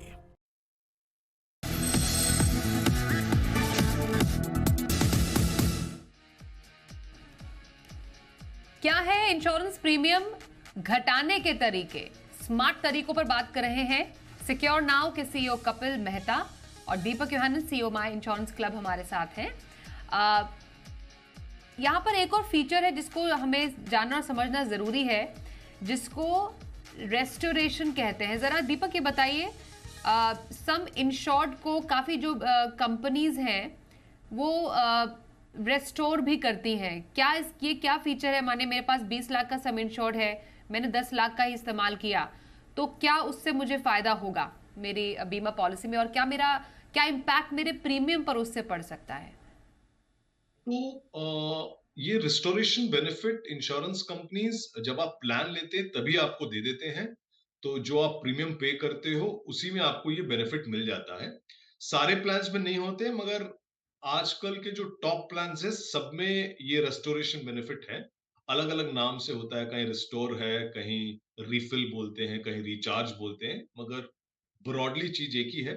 यही है कि मान लीजिए आपने पॉलिसी खरीदा और किसी एक साल में आपने क्लेम किया, तो जो क्लेम अमाउंट है वो आपको रिफिल या रिचार्ज करके इमीडिएटली दिया जाता है किसी और ट्रीटमेंट के लिए। तो मान लीजिए आपके पास 10 लाख का कवर था, आपने एक क्लेम किया, वो 5 लाख का क्लेम हुआ, तो आपका कवर नॉर्मली बच जाता है सिर्फ 5 लाख का। मगर कंपनी रिस्टोर कर देती है, अगर आपको कोई और ट्रीटमेंट करवाने की जरूरत पड़े तो आप फिर से पूरा 10 लाख यूज कर सकते हैं। तो इफेक्टिवली आपके पास कवर एक 20 लाख का कवर हो गया। तो ये काफी इनोवेटिव फीचर है, काफी सालों से अभी है, मगर इंश्योरेंस कंपनीज ने उसको काफी मार्केटिंग किया है और एक्चुअली कंज्यूमर फ्रेंडली भी है। तो आपके पास एक बड़ा कवर हो जाता है अगर आपके पास एक से ज्यादा इलनेस एक ही साल में हुआ तो इसमें इसमें प्रीमियम पर क्या असर पड़ता है दीपक? आपने बोला कि जो कवर है उसको रिस्टोर कर देती है यानी रिफिल कर देती हैं। प्रीमियम पर कुछ इम्पैक्ट? क्या प्रीमियम कम होता है या सेम प्रीमियम पर आपको एक्स्ट्रा कवर मिल गया? तो प्रीमियम घटता नहीं है, मगर सेम प्रीमियम में आपको काफी ज्यादा कवर, डबल द कवर मिल गया है, क्योंकि आपके पास 10 लाख का कवर ही था, मगर आप 20 लाख तक क्लेम कर सकते हो। ओके, तो ये है रेस्टोरेशन का फायदा जो काफी कंपनीज, बड़ी कंपनी जैसे दीपक कह रहे हैं वो देती हैं। अब अगर आप किसी बीमा कंपनी से खुश नहीं है तो आप अपनी पॉलिसी को पोर्ट भी करा सकते हैं, जो कि अब पॉसिबल है इंश्योरेंस में। तो कपिल, बीमा पोर्टेबिलिटी हकीकत में इन रियलिटी कितने पॉलिसी होल्डर्स ने इस तरीके का जो सर्विस है उसका इस्तेमाल किया होगा? क्या ये सक्सेस रहा है इंश्योरेंस पोर्टेबिलिटी? कहीं झंझट तो नहीं हो जाता कि अब मुझे एक पॉलिसी छोड़नी है, कौन माथापच्ची करे दूसरी पॉलिसी लेने में? तो इस चक्कर में लोग वैसे ही हाई प्रीमियम में और उसी पॉलिसी में बने रहते हैं। तो क्या ये फायदेमंद रही है इंश्योरेंस पोर्टेबिलिटी, और कम प्रीमियम करने के लिए के फायदे बीमा पोर्टेबिलिटी में कैसे हो सकते हैं? स्वाति, एक्चुअली ये पोर्टेबिलिटी का बहुत फर्क पड़ा है, क्योंकि ये कई साल पहले रेगुलेटर ने इंट्रोड्यूस किया था ये फैसिलिटी। और पोर्टेबिलिटी में क्या होता है कि अगर आप एक पॉलिसी को छोड़ के किसी दूसरे इंश्योरेंस पॉलिसी में जाते हैं और वो दूसरी कंपनी आपको एक्सेप्ट करती है, आपको अंडरराइट करके आपको पॉलिसी देती है, फिर जो आपका वेटिंग पीरियड है, कितने साल आप पिछले वाले पॉलिसी में थे, वो इस नए पॉलिसी के वेटिंग पीरियड में एडजस्ट हो जाता है।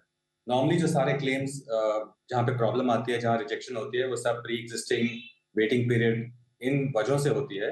और अगर आपको बेनिफिट मिलता है पिछले पॉलिसी में होने का, तो उससे आपके क्लेम सेटलमेंट काफी बढ़ जाता है।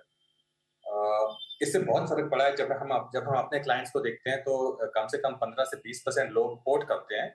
कई वजहों से पोर्ट करते हैं। एक वजह तो ये है कि देखो, किसी ने कोई पॉलिसी 10-15 साल पहले खरीदी, अभी कई न्यू प्रोडक्ट्स आए हैं, कई न्यू वेरिएशंस आए हैं, उनको नई पॉलिसी चाहिए, तो पोर्ट करते हैं नई पॉलिसी को। और वो बल्कि क्वाइट ऑफन सम एश्योर्ड बढ़ा देते हैं, क्योंकि पहले लोग 3-4-5 लाख की सम एश्योर्ड खरीदते थे, अब वो 10-15-20 लाख की खरीदना चाहते हैं। तो ये पोर्टिंग के थ्रू करते हैं, और जो 10 साल उन्होंने पहले वाली पॉलिसी में बिताए हैं, वो उसका बेनिफिट उनको मिलता है। ये है कि जो बेनिफिट उनको, जो पिछला सम एश्योर्ड था, अगर उनके पास 5 लाख की पॉलिसी थी, तो 5 लाख का ही बेनिफिट मिलेगा। जो नया ज्यादा सम एश्योर्ड खरीदते हैं, उसमें वेटिंग पीरियड दोबारा से स्टार्ट होते हैं। और पोर्टिंग में आपको ये ध्यान, आइडियली आपको 1 महीना पहले, अपने रिन्यूअल डेट से 1 महीना पहले पोर्टिंग करनी चाहिए। पोर्टिंग के टाइम सबसे जरूरी बात यह है कि जब आप नई कंपनी के पास जाते हैं तो वो आपको कुछ क्वेश्चन पूछते हैं। एक क्वेश्चन वो पूछते हैं आपके हेल्थ कंडीशन पे, हमेशा पूछते हैं। आपको वो अपनी हेल्थ कंडीशन एक्यूरेटली बतानी चाहिए। अगर कोई आपके पास नई इलनेस डेवलप हुई है, कोई क्रॉनिक एलिमेंट है, हाइपरटेंशन, डायबिटीज, वो आपको क्लियरली बताना चाहिए। क्योंकि अगर आप ये नहीं बताते तो आप पोर्ट तो कर लेंगे, नई इंश्योरेंस पॉलिसी आपको मिल जाएगी, पर जब क्लेम आएगा तो नई इंश्योरेंस पॉलिसी बोलेगी कि देखो आपने डिक्लेरेशन ठीक नहीं दिया। So your declaration must be very clear. वो करते हैं तो कोई प्रॉब्लम नहीं है, आपका पोर्टिंग बहुत ही स्मूथ रहेगा। ओके, तो बीमा पोर्टेबिलिटी आपने बोला कि एक्चुअली लोग इस्तेमाल कर रहे हैं और उसका ज़्यादा से ज़्यादा फ़ायदा ले रहे हैं। आप खुश नहीं है किसी सर्विस से तो आप दूसरी कंपनी में जाके उनकी सर्विस ले सकते हैं और इस पूरे प्रोसेस में आप अपना प्रीमियम भी कम कर सकते हैं। अब कुछ सवाल ऐसे जो कि हर एक पॉलिसी धारक जानना चाहता है एक्सपर्ट से, और मैं दीपक आपसे इस सवाल की शुरुआत करती हूँ, ये कि कितना हेल्थ इंश्योरेंस लेना चाहिए? क्या एक हमारे पास एक कोई नंबर है कि इतने नंबर का हेल्थ इंश्योरेंस या इतने सम एश्योर्ड का हेल्थ इंश्योरेंस हमारे पास होना ही चाहिए? तो नंबर बताना मुश्किल है, क्योंकि आपके इनकम पे, आपके सिटी पे डिपेंड करता है, मगर फिर भी मैं एक ब्रॉड नंबर देने की कोशिश कर सकता हूं। अगर आप एक मेट्रो में रहते हैं तो 3 से 5 लाख का मिनिमम कवर होना चाहिए। इफ पॉसिबल आप उसको 10 लाख करवा लेना चाहिए आपको।